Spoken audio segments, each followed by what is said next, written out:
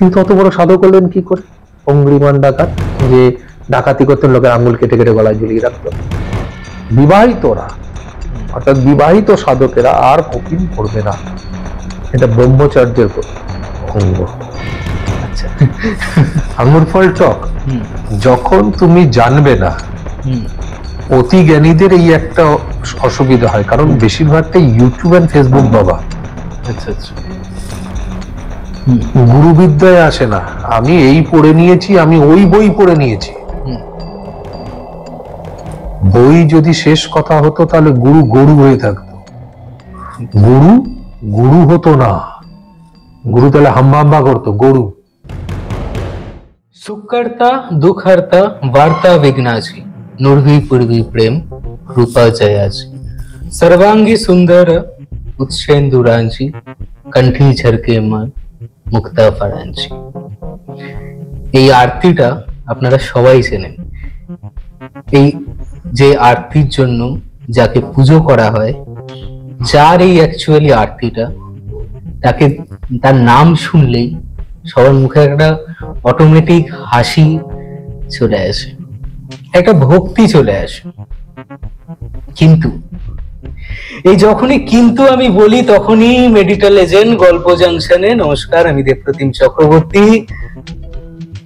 হ্যাঁ, গণেশের আর একটা সাইড আজকে আলোচনা করা হবে। আর আলোচনা করবে কে? করবে কমেন্ট করুন, দেখি গেস করুন। ঠিক আছে, কমেন্ট করবেন কিন্তু। আর যে করবে এই গণেশের সম্বন্ধে যত বিস্তারিত যা কনফিউশন আছে, যা কেউ জানে না, সেই সম্বন্ধে যিনি বলবেন, তার ফেসবুক প্রোফাইলটা একবার ঢুকলেই শুধু পাবেন তার একটা সিগনেচার কথা আছে। এই মুহূর্তে যে কাজটা করতে চলেছি সেটা আর কিছু না, সেটা কল্যায় ক্রিয়া, পুরো কল্যায় ক্রিয়া।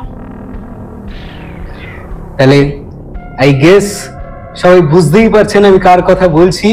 আর বেশি সময় নষ্ট না করে সোজাসুজি চলে যাচ্ছি অশোক মহারাজের কাছে। Friday suspense.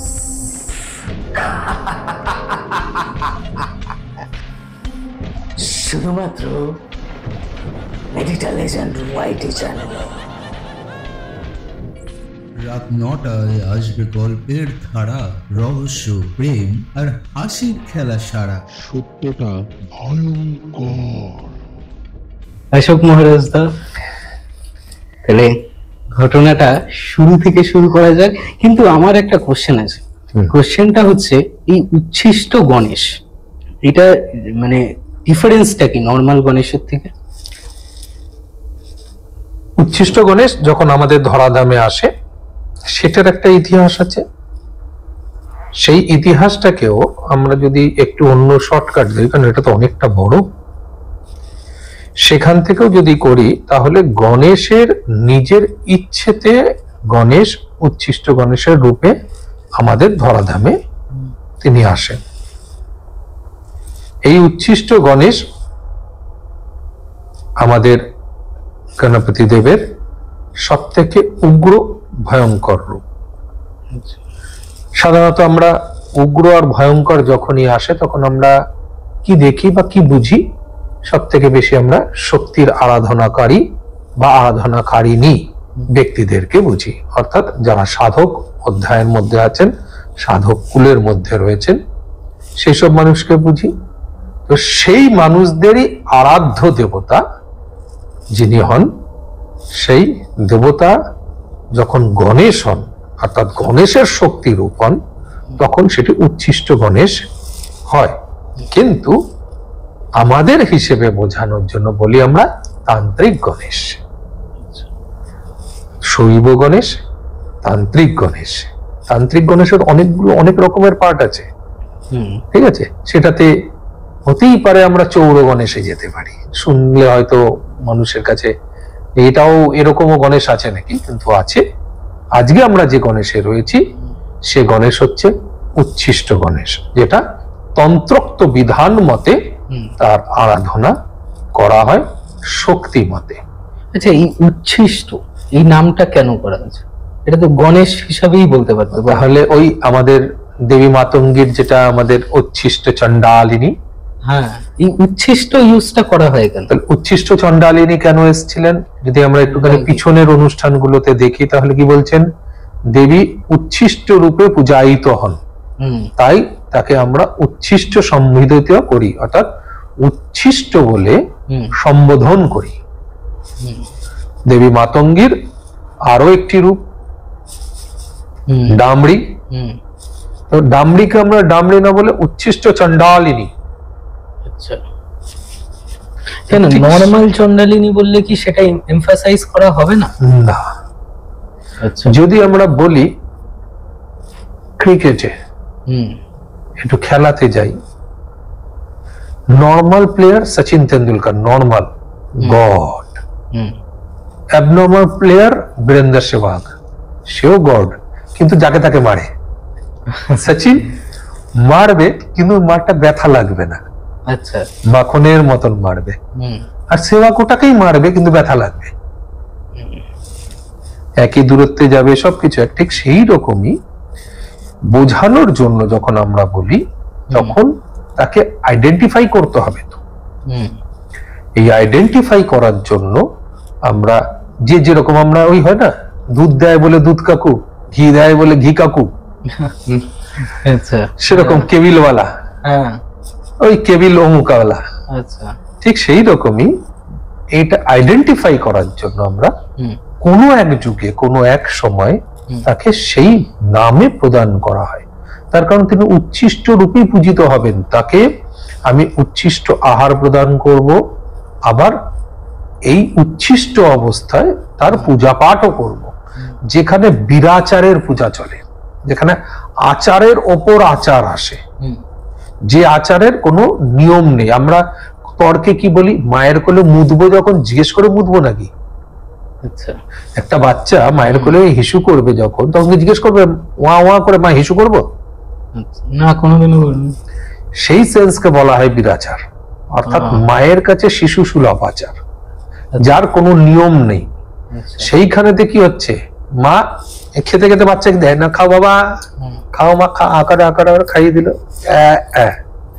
এই যে আর এই জায়গাতেই চলে আসে সন্তানের এই রূপ পূজাকে, পূজা পদ্ধতিকে উচ্ছিষ্ট রূপের পূজা পদ্ধতির মধ্যে আসছে, যেখানে সন্তান মানে যিনি সাধক তিনি সন্তান সমতুল্য আচার করবেন তার ইষ্টদেব বা ইষ্ট দেবীর সঙ্গে।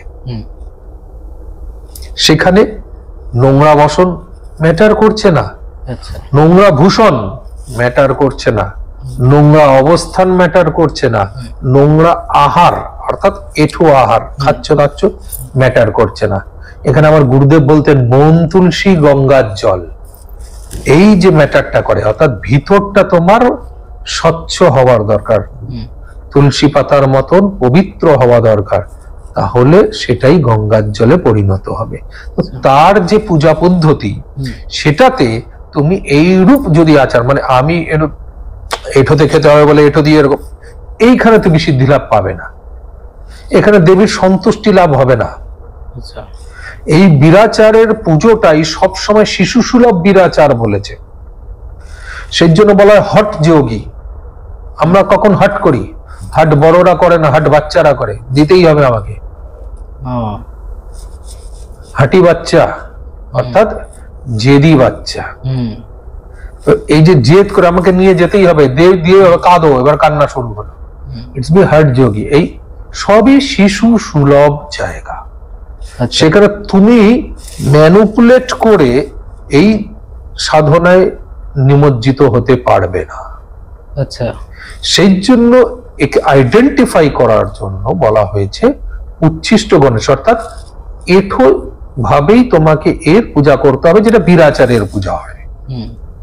আর এই বিরাচারের বিষয়টা তোমার কাছে পরিষ্কার হয়ে গেল যে বিরাচারটা কি হয়, শিশু সুলভ আচার, যেখানে বীরের আচার আছে। বাচ্চারা দেখবে বাবাকেও দিতেই হবে তোমায়,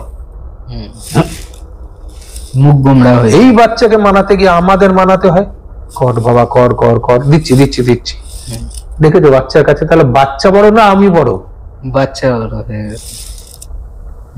এই আচারকেই বিরাচার রূপ বলা হয়, যেখানে কোনো আচার নেই, আচারের ওপর আচার।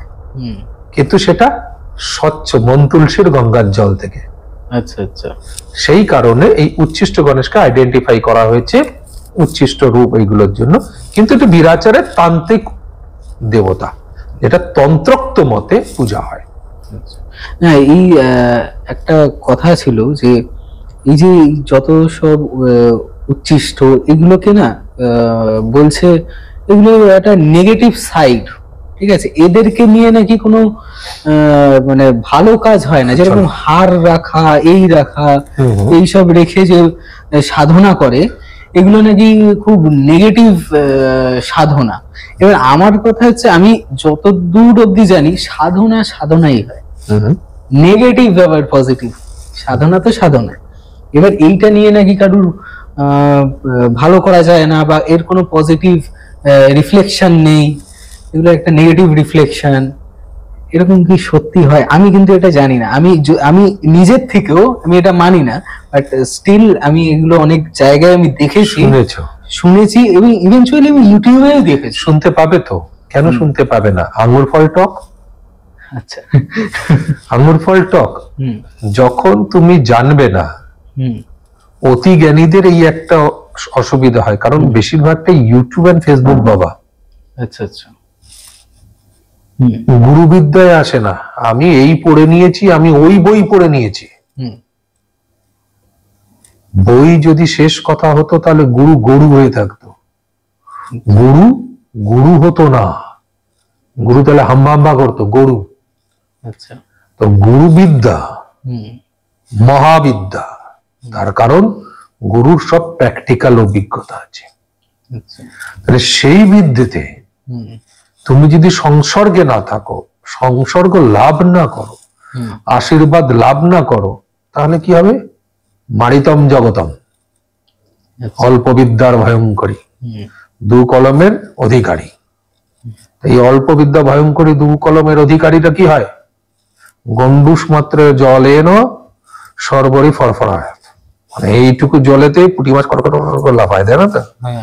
তো এরকম অবস্থা। তো এদের কাছে আঙ্গুর ফলটা একটু অকবে, তো সাধনা কর আগে, তবে না বুঝবি যে বিদ্যা কি। হার গোর যা ইচ্ছা বলি, এই যে আমরা এই ঊর্জা শক্তিকে বিশেষ করে এই যে পৈশাচিক যে আমরা পূজা আচ্ছা করি, তার মধ্যে আমি যতটুকু গুরুর আশীর্বাদে সাধনা করেছি এবং তাদের আশীর্বাদ লাভ হয়েছে, সেইখানেতে আমি আমার ব্যক্তিগত অভিজ্ঞতা শেয়ার করি তোমাদেরকে। আমি কোন ওই বই খাতা কলম এ বলেছে ওই বলেছে আর গুগলসে পড়েছি, গুলগুল বাবা, ইউটিউব বাবা, হোয়াটসঅ্যাপ বাবা আর ফেসবুক বাবা, এ দিয়ে আমি কিন্তু নই। সেটা তো মানে বোঝাই যায় যে কত টাকার দক্ষতা, ডেপথ। আমাদের অডিয়েন্সরাও নিশ্চয়ই বুঝতে পারবেন, কোথা দিয়ে শুনছেন নিশ্চয়ই কমেন্টে জানাবেন কিন্তু। আর আপনারা যে অশোক মহারাজের ভিডিও দেখে কি মনে হয় সেটাও কমেন্ট করে জানাবেন। সেখানেতে আমার নিজের উপলব্ধি পৈশাচিক ক্রিয়াগুলোতে, অর্থাৎ পৈশাচিক সাধনাগুলোতে কখনোই কোনো নেগেটিভ কিছু নেই। যেরকম আমি দুটো জিনিসের উদাহরণ তোমাকে আমি বলি। ছুরি নিশ্চয়ই দেখেছো, নাইফ, ছুরি, ধারালো ছুরি। কি কি করা যায় ওতে? কাটা যায়, ফল কাটা যায়, যে কোনো কিছু কাটা যায়। যেরকম ফল, মাংস, আলু, পেঁয়াজ, তো মরা সবই কাটা যায়। হ্যাঁ, তাই না? তো মরা সবই কাটা যায়। জিনিস যিনি ব্যবহার করছেন তার উপর নির্ভর করবে কি নেগেটিভ অর পজিটিভ। বন্দুক আবিষ্কার হয়েছে, গুলি আবিষ্কার হয়েছে, যদি এটা সীমান্তে না ব্যবহার হয়ে কেউ কাউকে পার্সোনাল ভাবে মারে তাহলে সেটা নেগেটিভ। সীমান্তে যখন দেশ রক্ষার্থে ব্যবহার হচ্ছে একই জিনিস, সেই মারণই হচ্ছে কিন্তু পজিটিভ। তাহলে বর্তমান অবস্থায় তাকে তুমি যখন ব্যবহার করছো, সেটা কোন উপলক্ষে কোন পরিস্থিতিতে ব্যবহার করছো তার উপর নির্ভর করবে নেগেটিভ আর পজিটিভ। হুম, তার মানে নেগেটিভ বলে কিছু হয় না, পজিটিভ বলেও কিছু হয় না। ঊর্জা ঊর্জাই, ঊর্জা উপকারী, ঊর্জা অপকারী, হুম, এটা হতে পারে। হুম, বাট নেগেটিভ ঊর্জা পজিটিভ ঊর্জা ওইভাবে মানে ইংলিশে যেভাবে আমরা বোঝাতে চাইছি হুম, সেটা নয়। এবার অপকারী ঊর্জা, যে ঊর্জা, সেটাকে আমরা অপকারী ঊর্জা বলতে পারি না। আচ্ছা, তার কারণ সেই ঊর্জারও একটা ক্ষমতা আছে। হুম, সেই ঊর্জাকে কি ডাইরেকশন দিচ্ছি আমি, সেটাও দেখবার ব্যাপার আছে। হুম, সেই ঊর্জাকে আমি সঠিক রাস্তা, সঠিক দিশা যদি দেখাতে পারি, তাহলে সেটা দেখবে সঠিক কাজে লেগেছে। হুম, এবার কোন ঊর্জা দিয়ে আমি মারণ ক্রিয়া অর্থাৎ মানুষের প্রাণ হরণ মতন ক্রিয়াও করতে পারি, আবার কোন ঊর্জা দিয়ে মানুষের প্রাণ হরণ ক্রিয়াও করতে পারি। দুটোর মধ্যে একই কথা, এবার তফাৎটা বলি। হুম, না, তোমার মুখ দেখেই বুঝতে পারি কি হলো ব্যাপারটা। হ্যাঁ, দেখো, আমরা যখন কোনো সুস্থ মানুষকে হুম, ক্রিয়া করে মারণ ক্রিয়ার প্রয়োগ করি তন্ত্রোক্ত উপায়ে, হুম, তখন ধরে নিচ্ছি তর্কের খাতিরে, কোন রকম যাচ্ছে না, কারণ আমরা অন্য জিনিস আলোচনা করছি, হুম, বোঝানোর জন্য বলছি যে মানুষকে আমি মারণ ক্রিয়া প্রয়োগ করলাম, সে মারা গেল, হুম, ধরে নিলাম, ধরে নিচ্ছি। এটা সুস্থ মানুষের ক্ষেত্রে হলে বাজে বিষয় হয়ে গেল। যে মানুষটা বিছানাগ্রস্ত অবস্থায় রয়েছেন, হুম, মৃত্যু এসেও তাকে মৃত্যু ছুঁচ্ছে না, হুম, 110, 15, 20, 25, 30 হুম, বয়স হয়ে গেছে, গলে পচে যাচ্ছে, তবু মরছে না, হুম, তার উপর যখন আমরা ক্রিয়া, ক্রিয়া করি, তখন তো সেটা ভালো। তাহলে মারণ ক্রিয়ায়, এই ক্রিয়াতে মারণ ক্রিয়া খারাপ, এই ক্রিয়াতেই আবার মারণ ক্রিয়া ভালো, অবস্থার পরিপ্রেক্ষিতে আমি কখন কাকে কিভাবে ব্যবহার করছি। নেগেটিভ ঊর্জা, মারণ ক্রিয়া তো নেগেটিভ ঊর্জা, হ্যাঁ, যখন সুস্থ মানুষকে মারছি তখন সেটা খারাপ। হ্যাঁ, আবার কোনো মানুষকে রেহাই দিচ্ছি তখন সেটা ভালো। আচ্ছা, তো নির্ভর করে যিনি চালাচ্ছেন তিনি কি চালাচ্ছেন।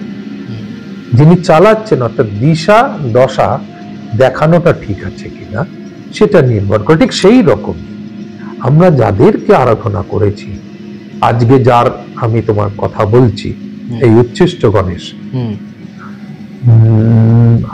আমার বাবা তখন তো পুরো জীবিত এবং সবল, তো ধরে রাখো আজ থেকে 20-25 বছর আগেকার এই সাধনার গল্প আমার, উচ্ছিষ্ট গণেশের সাধনা।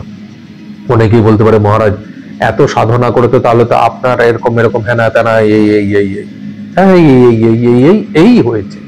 কারণ যে মানুষটা আজকে এই অবস্থা, আজকে আমার কাছে এসে, আমি কে? আমি তো কেউ নই, আমি নিমিত্ত মাত্র, তুমি আমি সাধারণ মানুষ। তবু যদি তোমার কাছে এসে কোনো মানুষের অবস্থার পরিবর্তন ঘটে, ইচ্ছে পূরণ হয়, সেটা যদি 50% তো সাকসেস রেট হয়, তাহলে সেটাও তো অনেক। হ্যাঁ, নিশ্চয়ই, আর আজকে তো আমার মায়ের কাছে হচ্ছে 90+, আমি বলবো। তো খুব কম মাত্রায় যাদের হয়তো আটকে রয়েছে কাজ, খুব কম মাত্রায়, আর যারা ধৈর্য ধরে থেকে যেতে পেরেছে তারা তো নিয়েই বেরিয়েছে। এটা কিন্তু উনি বারবার প্রথম পডকাস্ট থেকে উনি বারবার বলেছে ধৈর্যটা ধরে থাকতে। এবার কেউই এরা মানে আজ্ঞা দেয়ার না, তাদেরকে আমরা অনুরোধ করতে পারি, আজ্ঞাটা দেওয়াটা কারুরই একদমই উচিত না। না, আমি যে ফর্মুলায় কাজ করি, আমার গুরুদেব বা আমাদের বংশের যে ফর্মুলা রয়েছে, মানে যে পদ্ধতি মেনে আমরা হুম, ক্রিয়া করি এবং তাদের আরাধনা করি, সবসময় তাদেরকে আমরা দেবীর আসনে বিরাজ করিয়েছি, হ্যাঁ, দেবতার আসনে বিরাজ করি, হ্যাঁ, তাই কখনোই আমরা তাদেরকে আজ্ঞা দিই না। সেই জন্য আমার কাছে কোনো ক্লায়েন্ট কিন্তু জানতে পারে না যে কদিনে কাজ হবে। আমি বারবার বলি রেজাল্ট 100% হবে, দিন চাইলে আমি নেই। হুম, আমি তোমার কাজ ধরতে গিয়ে আমি নিজে পাপ কুড়াবো না। সেটাই, আমি মানুষ মারতে পারি, আবার মানুষ বাঁচাতেও পারি, অর্থাৎ এই ক্রিয়ার প্রয়োগ করতে পারি। হুম, দেনেওয়ালা সে আর চানেওয়ালা তুমি, তোমার কাজে তুমি এসে বসো, চাইতে যদি কন্টিনিউ পারো, তাহলে আমি তোমারকে তোমার মায়ের আশীর্বাদ আনিয়ে দেওয়ার রাস্তা তৈরি করতে পারবো। হুম, না আশীর্বাদ আমার কাছে কেজি দরে বিক্রি হয়, আর না আমি পাইকারি দরে কোনো কবচ তৈরি করি। আর এখনকার সময় অর্ডার করার জিনিসও নাই এগুলো, না, অনলাইন একটু- প্লেস অর্ডার। হ্যাঁ, সেই জন্য তো অনেকে বলে অনলাইনে কাজ হবে। এরকম বলে আরে নাকি? হ্যাঁ, অনলাইনে কাজ করতে করতে এই অবস্থা হয়েছে না মানুষের। না, আমি ফার্স্ট দিন একটা কোশ্চেন করেছিলাম মনে আছে, এইখান দিয়ে দেহ বন্ধন, কেউ আরেক জায়গায় আছে, দেহ বন্ধন করা যায় কিনা। আমার একদম। সেটাই প্রথম দিনই শুনে এরকম লাগলো যে এরকম ডিস্টেন্সে দেহ বন্ধন করা যায় কিনা। ডিস্টেন্সে দেহ বন্ধন করা যায়, হ্যাঁ তার শক্তির উপর নির্ভর হ্যাঁ। করবে সে সেটা করবে কিনা।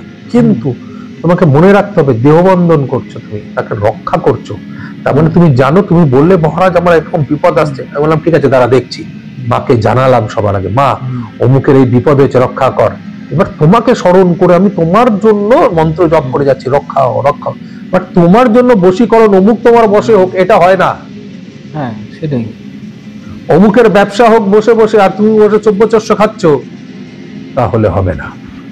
ঠিক সেই রকমই, তাহলে তো বলতেই পারি যে তুমি দেবী সাধনা করো আর আমাকে দিয়ে দাও সিদ্ধিটা। তাহলে সিদ্ধি কেজি ধরে কেনা বেচা হবে এরপরে।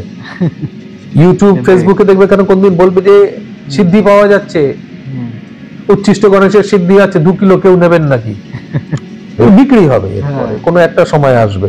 তাহলে হয়তো বলবে আচ্ছা আমাকে সিদ্ধিটা দিতে পারবেন, ফোন করে, আচ্ছা সিদ্ধিটা কত টাকা, এরকম আসবে। মানুষের মেন্টালিটি এরকম চলে এসছে। কিন্তু আমাদের এই বিদ্যায় কিন্তু এরকম নয়। এই ধর্মের বিদ্যে সর্বশ্রেষ্ঠ ধর্মের মধ্যে পড়ে, এবং শক্তির পূজা যে ধর্মেই যাক সর্বশ্রেষ্ঠ। শক্তির পূজা, শক্তির আরাধনা সর্বশ্রেষ্ঠ।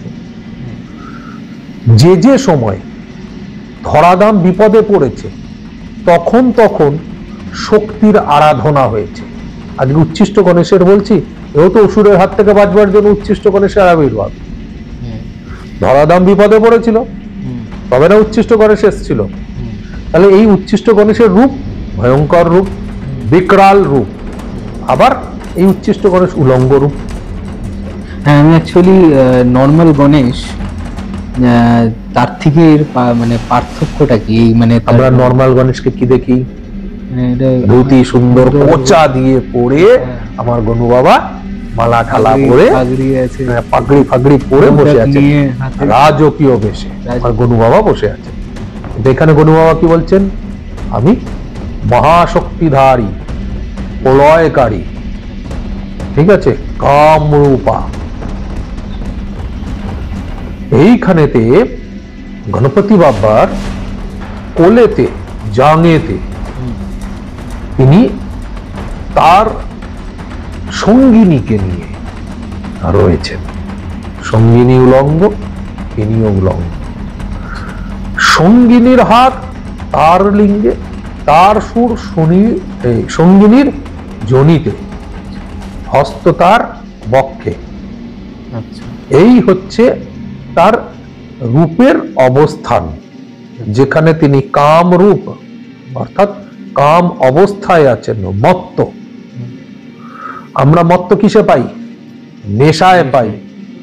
আর একটা নেশা আছে, সেটা হলো এইটা, আমরা যখন খেলি বলে খেলাতে মত্ত হয়ে রয়েছিস, সে তো নেশা, কোথায় খেল, বাট এমন ভাবে তুমি রয়েছো যেখানে নেশা সমতুল্য। তো তিনি কাম রূপেতে মত্ত, মহাশক্তিধারী, প্রলয়ঙ্কারী। সেই রূপ হচ্ছে আমার গণপতিজির, যার ক্রিয়া অনুসারে, সাধন ক্রিয়া অনুসারে তার রূপের দৈহিক রঙের পরিবর্তন আছে। শোণিত বর্ণ, লোহিত বর্ণ, শ্বেত বর্ণ। আচ্ছা, বুঝতে পেরেছো? তো যে যেরকম ভাবে সেটা করবে, মানে গুরু যেটা আজ্ঞা দেবে। এখানে তো তুমি নিজে নিজে কিন্তু কিছু করতে পারবে না। এই আমার পডকাস্ট শুনে কর্ণবিসাচিনী অনেকেই সিদ্ধি হবে, দেবী ডামরির সিদ্ধি হবে। উচ্ছিষ্ট গণেশ, আমার তো মার্কেটে খুব কমই লোক আছেন যারা উচ্ছিষ্ট গণেশ জানেন। এরপরে হয়তো কোনোদিন চৌর গণেশ বলবো তো সেও চৌর গণেশ, তারপরে তো লোকের মুখে মুখে চৌর গণেশ দৌড়বে, যে একটা মন্ত্র চুরি করো চৌর গণেশ ছেড়ে। তো এই রকম শুনে কেউ ভুলক্রমেও কিন্তু এই উচ্ছিষ্ট গণেশ বা পৈশাচিক রূপের পূজা করতে যেও না। কেন, এটা কি খুব মারাত্মক? गुरु बोलते हैं दो धारी तलवार, आगे भी काटेगा, पीछे भी काटेगा, सामने भी काटेगा, पीछे भी काटेगा। তুমি সামনে টানলেও কাটবে, পিছনে টানলেও কাটবে, এইদিকেও ধার ওদিকেও ধার। যদি ব্যবহার করতে পারো তাহলে পুরো রাজা, আর না হলে তুমি প্রজা।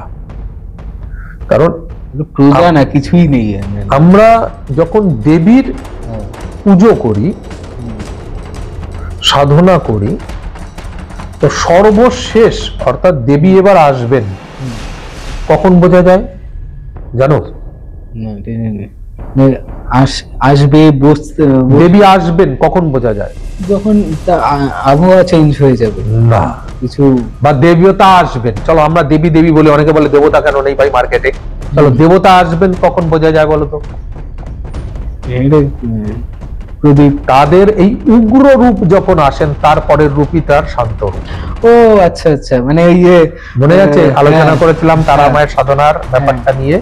দৌড় গোড়ায় দাঁড়াতে নেই, দৌড় গোড়া থেকে ধাক্কা মারা, এইগুলো হতে পারে। তিনি যে উগ্র রূপ আসবেন, হুম সেই উগ্র রূপেরই আমরা এই পুজো করছি। হুম তাহলে বোঝো যে ওই উগ্র রূপের পর তো আমার ওটা শেষ, আমার সিদ্ধির পাড়াও শেষ। এবার তিনি আসবেন শান্ত রূপে, তারপরে আমরা তার রিচুয়াল করবো, দেন তিনি আমাদেরকে গল্পে আসবেন। তো হয়ে গেল। তো তাহলে লাস্ট পাড়াও যেটা, সেই পাড়াওয়ের পুজো আমরা করছি। তাহলে উগ্র রূপ একদিনের জন্য আসবেন, আর উগ্র রূপকে আমরা ডেকে নিয়ে আসছি আসন। দুটোর মধ্যে তফাৎ এতটা, তিনি দেবী পাঠিয়েছেন যা একটু পরীক্ষা করে নেই, পাস করে কি ফেল করে। আর এখানে কি বলছি, তুমি আসো, মানে অল টাইম পরীক্ষা। একবার ফেল হয়ে গেলে শেষ। অল টাইম পরীক্ষা তার, উগ্র রূপের অল টাইম পরীক্ষা। যখন তিনি আসেন আমার মনে হয় পাহাড়ও কাঁপে। তিনি যখন হেঁটে আসছেন না, ধূম ধূম ধূম ধূম কাঁপছে সব, এরকম ভাবে তুমি অনুভব করবে কাঁপছে। কোনো মিথ্যে কথা নয়। যে সাধনা করেছে উচ্ছিষ্ট গণেশের, সে অনুভব করতে পারবে সে নিজে ওরকম হাঁটছে। একটা স্তর যাওয়ার পর উচ্ছিষ্ট গণেশের সাধনার দিন পার করার পর, স্তর বলাটাও ভুল কথা, দিন পার করার পর তুমি অনুভব করবে তুমি ধুপ করে হাঁটছো। শরীর কি ভারী লাগে? এরকমই অনুভূতি হয়। আচ্ছা। আমার গুরু যখন চলে গেছিলেন, গুরুর হাতের বালাটা আমি পড়েছিলাম, হাতের একটা বালা ছিল। তখন আমি নিজে বুঝতে পারতাম আমার হাঁটা পাল্টে গেছে, আমার গুরুর মতন, ডিটো গুরুর মতন হাঁটা ছিল তখন আমার। আর মজার বিষয় তখন মানে কি বলবো, লোকেশ আমাকে বলতে এই সমস্যা হয়েছে, বাড়ি থেকে দেখতে সমাধান হয়ে গেছে। মানে ধরো তুমি সমস্যা বললে, তাহলে ঠিক আছে এত টাকা লাগবে, হয়ে যাবে, বাড়ি থেকে দেখতে সমাধান হয়ে। যেরকম লেটেস্ট ঘটনা, চোর চুরি করেছে, চুরি করে নিজে এসে ফেরত দিয়ে যায় টাকা।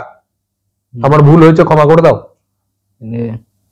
ধরতে হয় তো, তাকে ধরতেও হয়নি তখনকার। মানে এই রকম গুরুর ক্রেজ, মানে এই যে তার আবেশ যখন কারুর মধ্যে আসেন, তখন তার পাওয়ার পুরোটা আসে তার মধ্যে।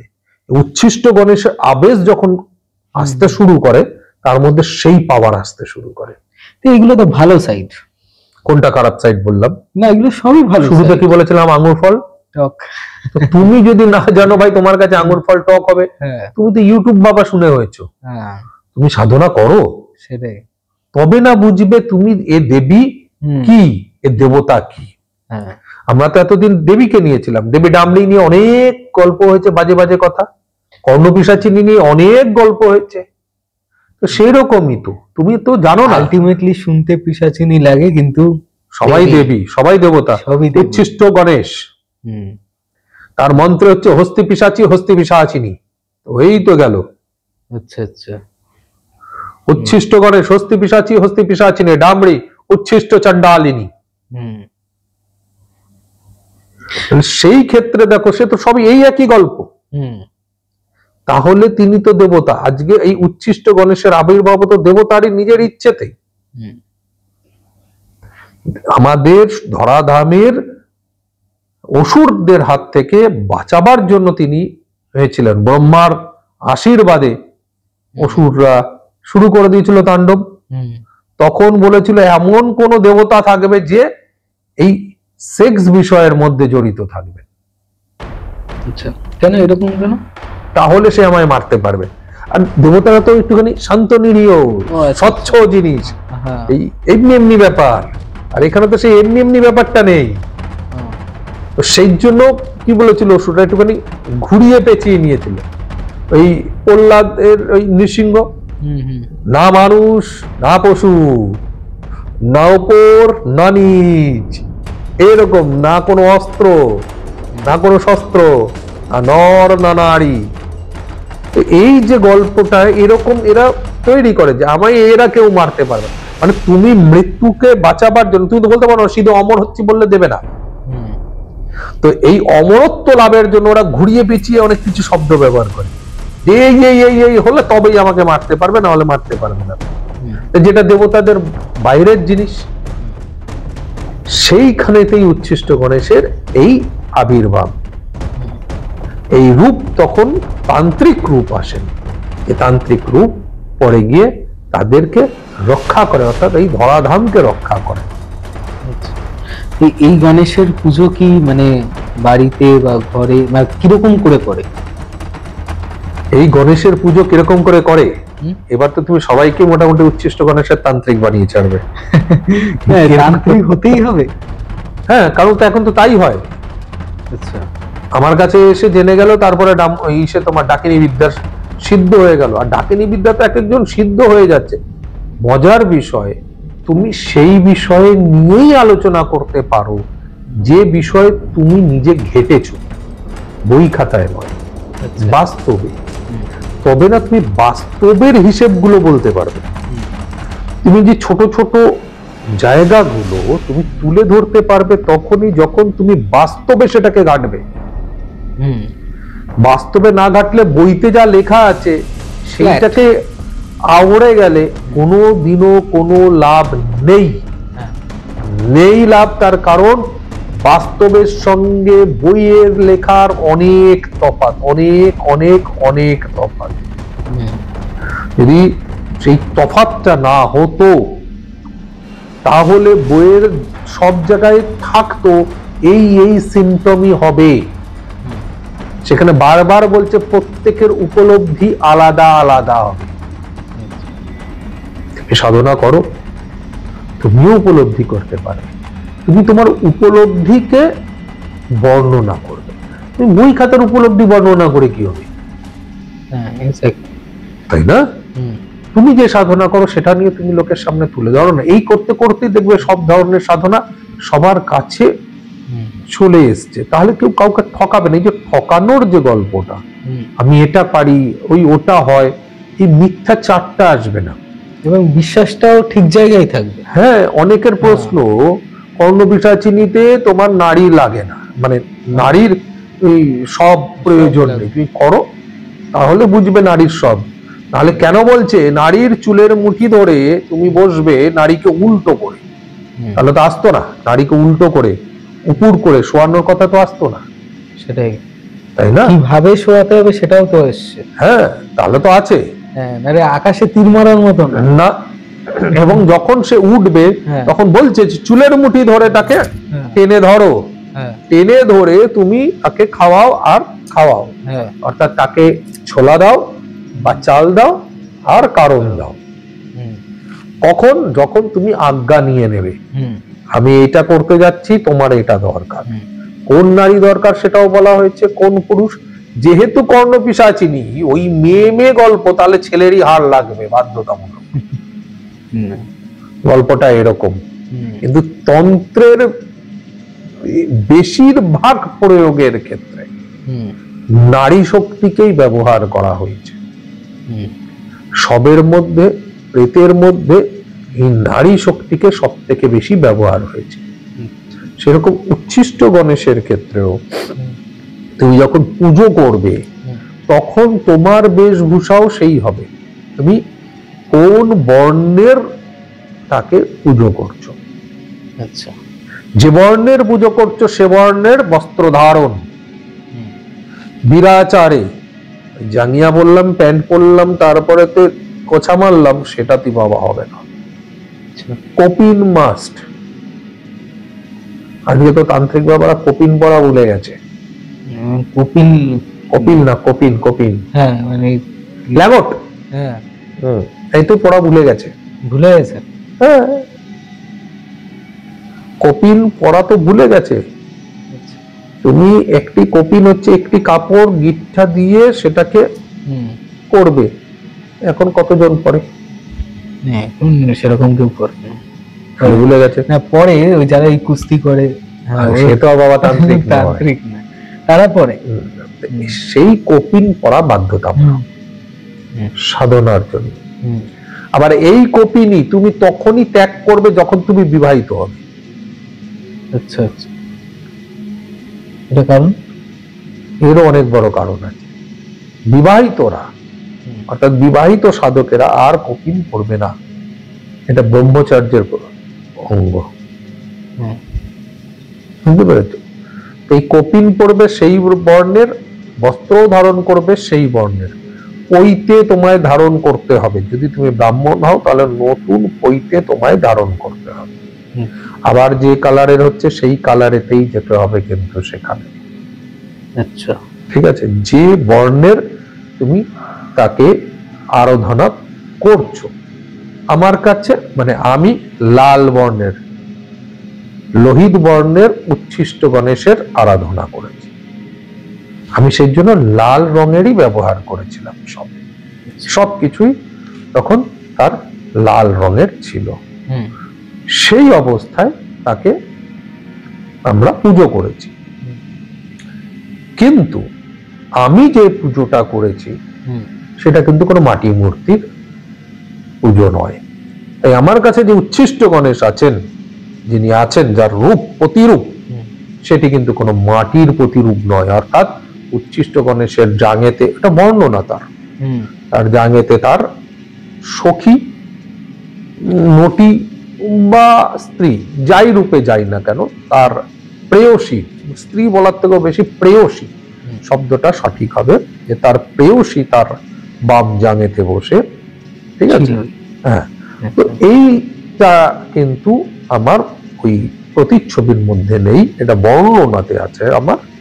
কিন্তু আমি যেখানে পুজো করেছি সেটা একটা দুষ্প্রাপ্য জিনিস, যা প্রকৃতি নিজে সৃষ্টি করেন। অর্থাৎ সেই গরু বাবাই তার নিজের সৃষ্টি করেন মহাদেবের নিজেকেই নিজে সৃষ্টি করেন মহাদেবের আশীর্বাদে। এই মায়ের কোলেতে। মানে এই সৃষ্টিটা কোথা দিয়ে, মানে কোথায় পাওয়া যায়? বাজারে কিন্তু তাহলে এটা বললে তুমি মোটামুটি ভাবে, মানে এটা উপকার কি করে হয়েছিল তাই বলি, তারপরে বলবো কি করে, মানে কোথায় পাওয়া যায়। তখন আমাদের এই এয়ারপোর্ট পরিষ্কার হচ্ছে। আচ্ছা আচ্ছা, ঠিক আছে? আমার এক কাকুর দৌলতে আর আমার বাবার আশীর্বাদে, আমার বাবাই সংগ্রহ করেছে, আমি সংগ্রহ করিনি কিন্তু। হ্যাঁ, আমার বাবার দৌলতে, কারণ বাবার এয়ারপোর্টে তখন অবাধ বিচরণ সারা জায়গায়। আর আমার কাকু ছিলেন, এখন তো যোগাযোগ নেই, আর এখন আছেন কিনা তাও জানি না, তিনি এয়ারপোর্টে কাজ করতেন। তো তার দৌলতে তারও একটা চল ছিল, মানে তিনি স্টাফ ছিলেন। তো সেই তার দৌলতে এয়ারপোর্টে তখন গাছ কাটাকাটি চলছে, পরিষ্কার হবে এয়ারপোর্ট, বড় যে এখন যা দেখো সেগুলো। তো তখন সেতার্কের গাছের কাটন চলে, উচ্ছেদ হচ্ছে।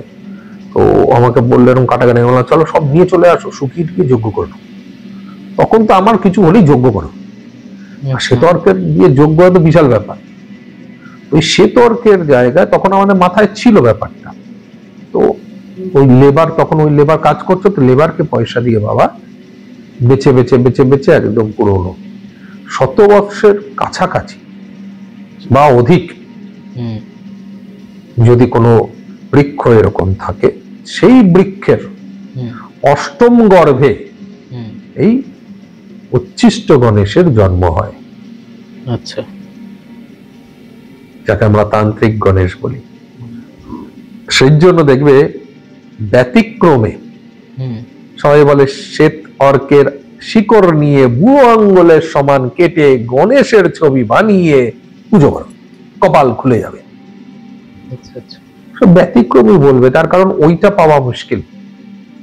দুর্ভাগ্যে ভাগ্যক্রম বলি যদি, কারণ সৌভাগ্যের ভাগ্যক্রম তো বলা যায় না, কারণ সৌভাগ্যের এত সৌভাগ্য না। দুর্ভাগ্যে যদি দুম করে কোনো ভাগ্য খুলে যায়, তখন কিরকম ভাগ্য খোলে, হঠাৎ করে অনেক বড়।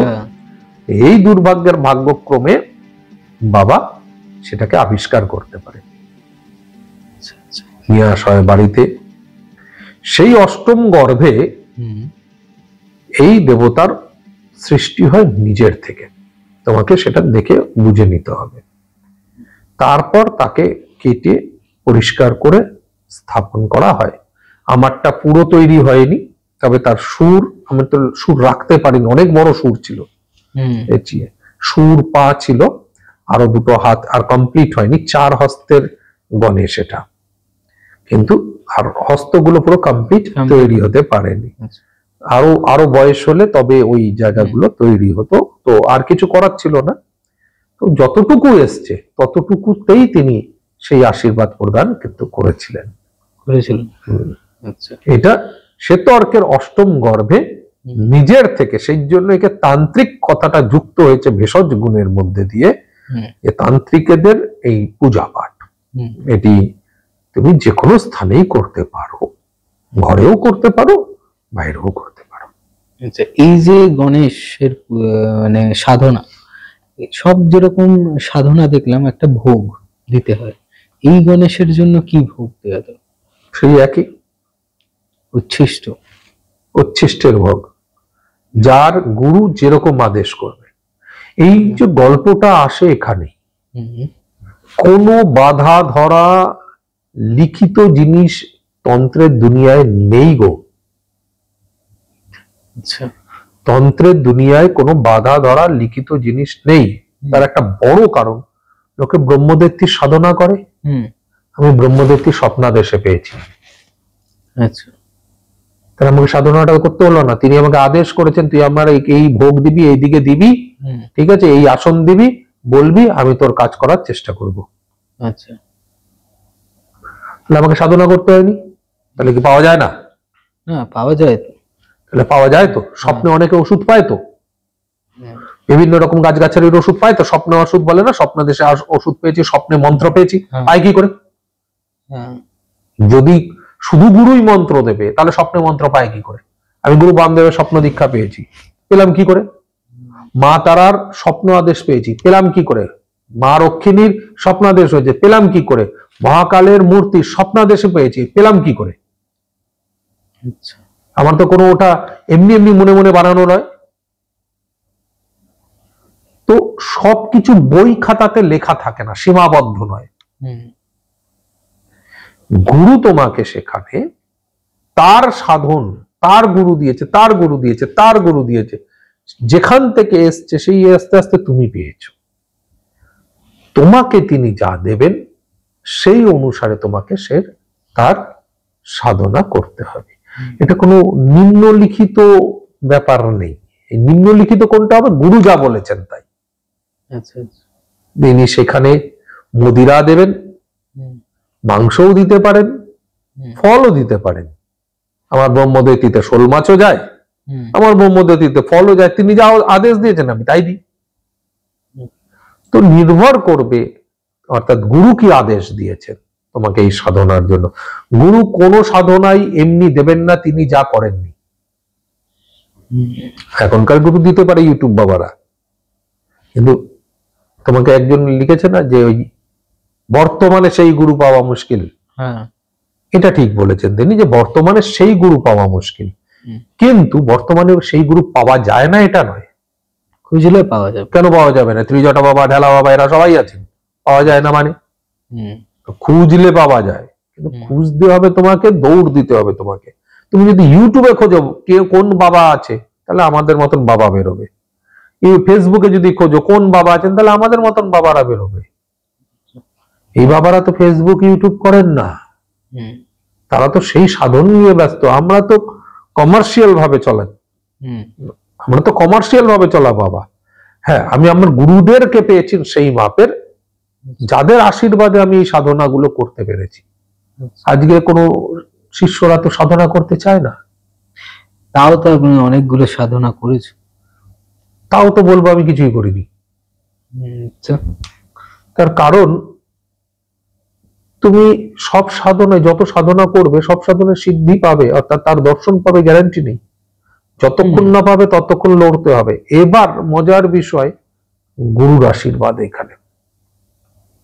আর তোমার কতটা স্বচ্ছতা আছে তার উপর নির্ভর করবে তুমি কত বড়। তার দর্শন পাচ্ছ কিনা, হুম, অর্থাৎ তিনি তোমাকে কৃপা দেবেন কি দেবেন না। আচ্ছা। এত সহজ না। হ্যাঁ, আমার পটপট করে কিছু জিনিস হয়ে গেছিল। আমি যদি ভূতিনী সাধনার গল্প তোমাদের বলি তাহলে একটা জায়গায় এসে আমাকে আটকে যেতে হবে, তার কারণ আমি দীর্ঘ 25 বছর ধরেও তাকে ডেকে আমি তার দর্শন পাইনি একজনের ছোট্ট ভুলের জন্য। একটা বৃহৎ ঘটনা, কিন্তু একটা ছোট্ট ভুলের জন্য তার দর্শন পাইনি। কিন্তু মজার বিষয় আমি তোমাকে বলে দিতে পারবো, তুমি এখানে বসে এত দূর অবধি তিনি আসবেন। তাহলে আমি তা কি দেখছি, অত দূর অবধি তিনি আসছেন তবু তিনি আমাকে দেখছেন না। আমি মায়ের ঘরে বসবো, তুমি ওইখানে দেখবে এখানে দরজাটা নিজের থেকে খুলে যাবে। তুমি যেদিকেই বসো, ভিতরে বসো আর বাইরে বসো, তুমি দেখতে পাবে দরজাটা নিজের থেকে খুলে গেল। আচ্ছা, কিন্তু তিনি আমাকে দর্শন দিলেন না। তাহলে মায়ের ঘর দেখছো তো, মায়ের ঘর, হুম। আমার আসন, হুম, পঞ্চমন্ডির আসন, হুম। আর দরজা কতটুকু দূর? ক হাত? এই দু হাত মতো। 2 থেকে 6 হাত। হ্যাঁ। হ্যাঁ, ফু দিলে ওইখান থেকে আমার গায়ে যাবে, হুম, তাহলে দেখা যায় না কেন? তুমি আজকের ডেটে বলো, আজকের ডেটেও আমি তোমাকে দেখিয়ে দিতে পারবো, কিন্তু তিনি দেখা দেবেন না। তার কারণ একটা ছোট্ট ভুলের জন্য। ঠিক সেই রকমই হুম, যদি কোথাও না ভুল হয় হুম। তাহলে তিনি দেখা দেবেন। আচ্ছা, আচ্ছা, এই গণেশের মানে সাধনা করতে গেলে যদি ভুল হয় তাহলে তার কি মানে দেখা তো দেবেন না, সেল করবে। এবার কোনো। সেই জন্য ভণ্ড বাবাদের কিছু হয় না। আচ্ছা, আচ্ছা। তার কারণ তুমি তো অগ্নিটাকেই জ্বালাওনি, তো ছ্যাঁকা লাগবে কি করে? কি বললাম বুঝতে পেরেছো? হ্যাঁ। তুমি যদি রান্না করতে যাও, ছ্যাঁকা লাগতে পারে, আগুনটাই জ্বালাওনি, এবার কড়াই বসাও, হাতা খুন্তি সব নাড়ো না, ছ্যাঁকা লাগবে? না। ঠিক সেই রকমই এর যদি তোমার ভুল হয় হুম, তাহলে কিছুই হবে না। কিছুই হবে না। কিন্তু তুমি যদি ভয় পাও, তাহলে কি ভয় পেলে কেন? ভুল হয়নি তোমার, ঠিক চলছে সব, হুম, তাকে ভয় পেয়ে গেছো, তাহলে প্রবলেম আছে। ভয় পাওয়া যাবে না, তাহলে তো বিকারগ্রস্ত, সবই তো। পাগল নালে প্যারালাইসিস, জ্বর আসবে কমবে না, আর ডাক্তারের বাবার ক্ষমতা নেই ঠিক করবে। এবার গুরু থাকলে বাঁচলে, না গুরু থাকলে মরলে। কেন বলে গুরু লাগবে? গুরুর ওই অভয় বাণী, আমি আছি, বস কর, এইভাবে করবি, আমার গুরু তো একটু বাঙাল, এভাবে করতে হইব, কর কর কর, হইব হইব হইব হইব হইব, হইব হইব হইব হইব। খচে গেলে বলতো আমি শিশির তান্ত্রিক, আমি আমার বাবার রক্ত খাই, মানে সে খচে গেলে বলতো, রেগে গেলে, মানে কারোর উপর রেগে আছে, ও তো একটা ছোট্ট মাদুলি ছিল গুরুদেবের, ধরে বলতো আমি শিশির তান্ত্রিক, আমি বাবার রক্ত খাই, আমি যদি তোমায় না করতে পারি। আচ্ছা, এরকম ছিল। কিন্তু সেটা এই গুরু যখন সঙ্গে থাকবে না, 56 ইঞ্চ কা সিনা। সিনা, এই আসল 56 ইঞ্চ কা সিনা এইভাবে, ওই নকল 56 ইঞ্চ কা সিনা নেই। আচ্ছা, তো গুরু সঙ্গে থাকলে জগৎ কাঁপিয়ে দিয়ে তুমি বেরোতে পারবে। এই যেখানে যেখানে প্রবলেম হয় তখন গুরু সামলায়, এটাকে আমরা বলি দুয়ার ধরা। এর একটা দুয়ার আছে, সেই দুয়ার গুরু ধরে থাকেন। সেই দুয়ার ধরে রাখার জন্যই গুরুর প্রয়োজন। তাই বলে গুরু বিনা কর্মহীনা, গুরু ছাড়া কোনো কর্ম হবে না, এই গুরুকে লাগবেই লাগবে, বুঝতে পেরেছো? সেই ক্ষেত্রে তুমি গুরু ছাড়া উচ্ছিষ্ট গণেশের কেন কারোরই সাধনা করতে পারো না। কারণ কোথাও ভয় পেলে, অর্থাৎ ভুল, ওই ভুলটা ওইটা, ভয় পাও, তাহলে তুমি মৃত্যুকে চোখের সামনে দেখবে, তোমার শরীর মাইন্ড এটাই জায়গায় চলে যাবে। আর যদি আমি এনার একটু ক্ষমতার ব্যাপারে জানতে চাই, মানে আর ক্ষমতা কি কি আছে? কার? উচ্ছিষ্ট গণেশের? হ্যাঁ, বশীকরণ যেরকম। উচ্ছিষ্ট গণেশের তোমাকে ছোট্ট একটা ক্ষমতা বলি। আচ্ছা। চলো, মদেতে নেশা হয় হুম, হুম, হয়তো, হুম। উচ্ছিষ্ট গণেশের কিলক মদের দোকানে পুঁতে পারে, ওই দোকানে যত মদ আছে জলে পরিণত হবে। বাহ। ক্ষমতা কি বোঝো? বেশ্যার দ্বারে পুঁতে দেবো, বেশ্যাবৃত্তি বন্ধ হয়ে যাবে।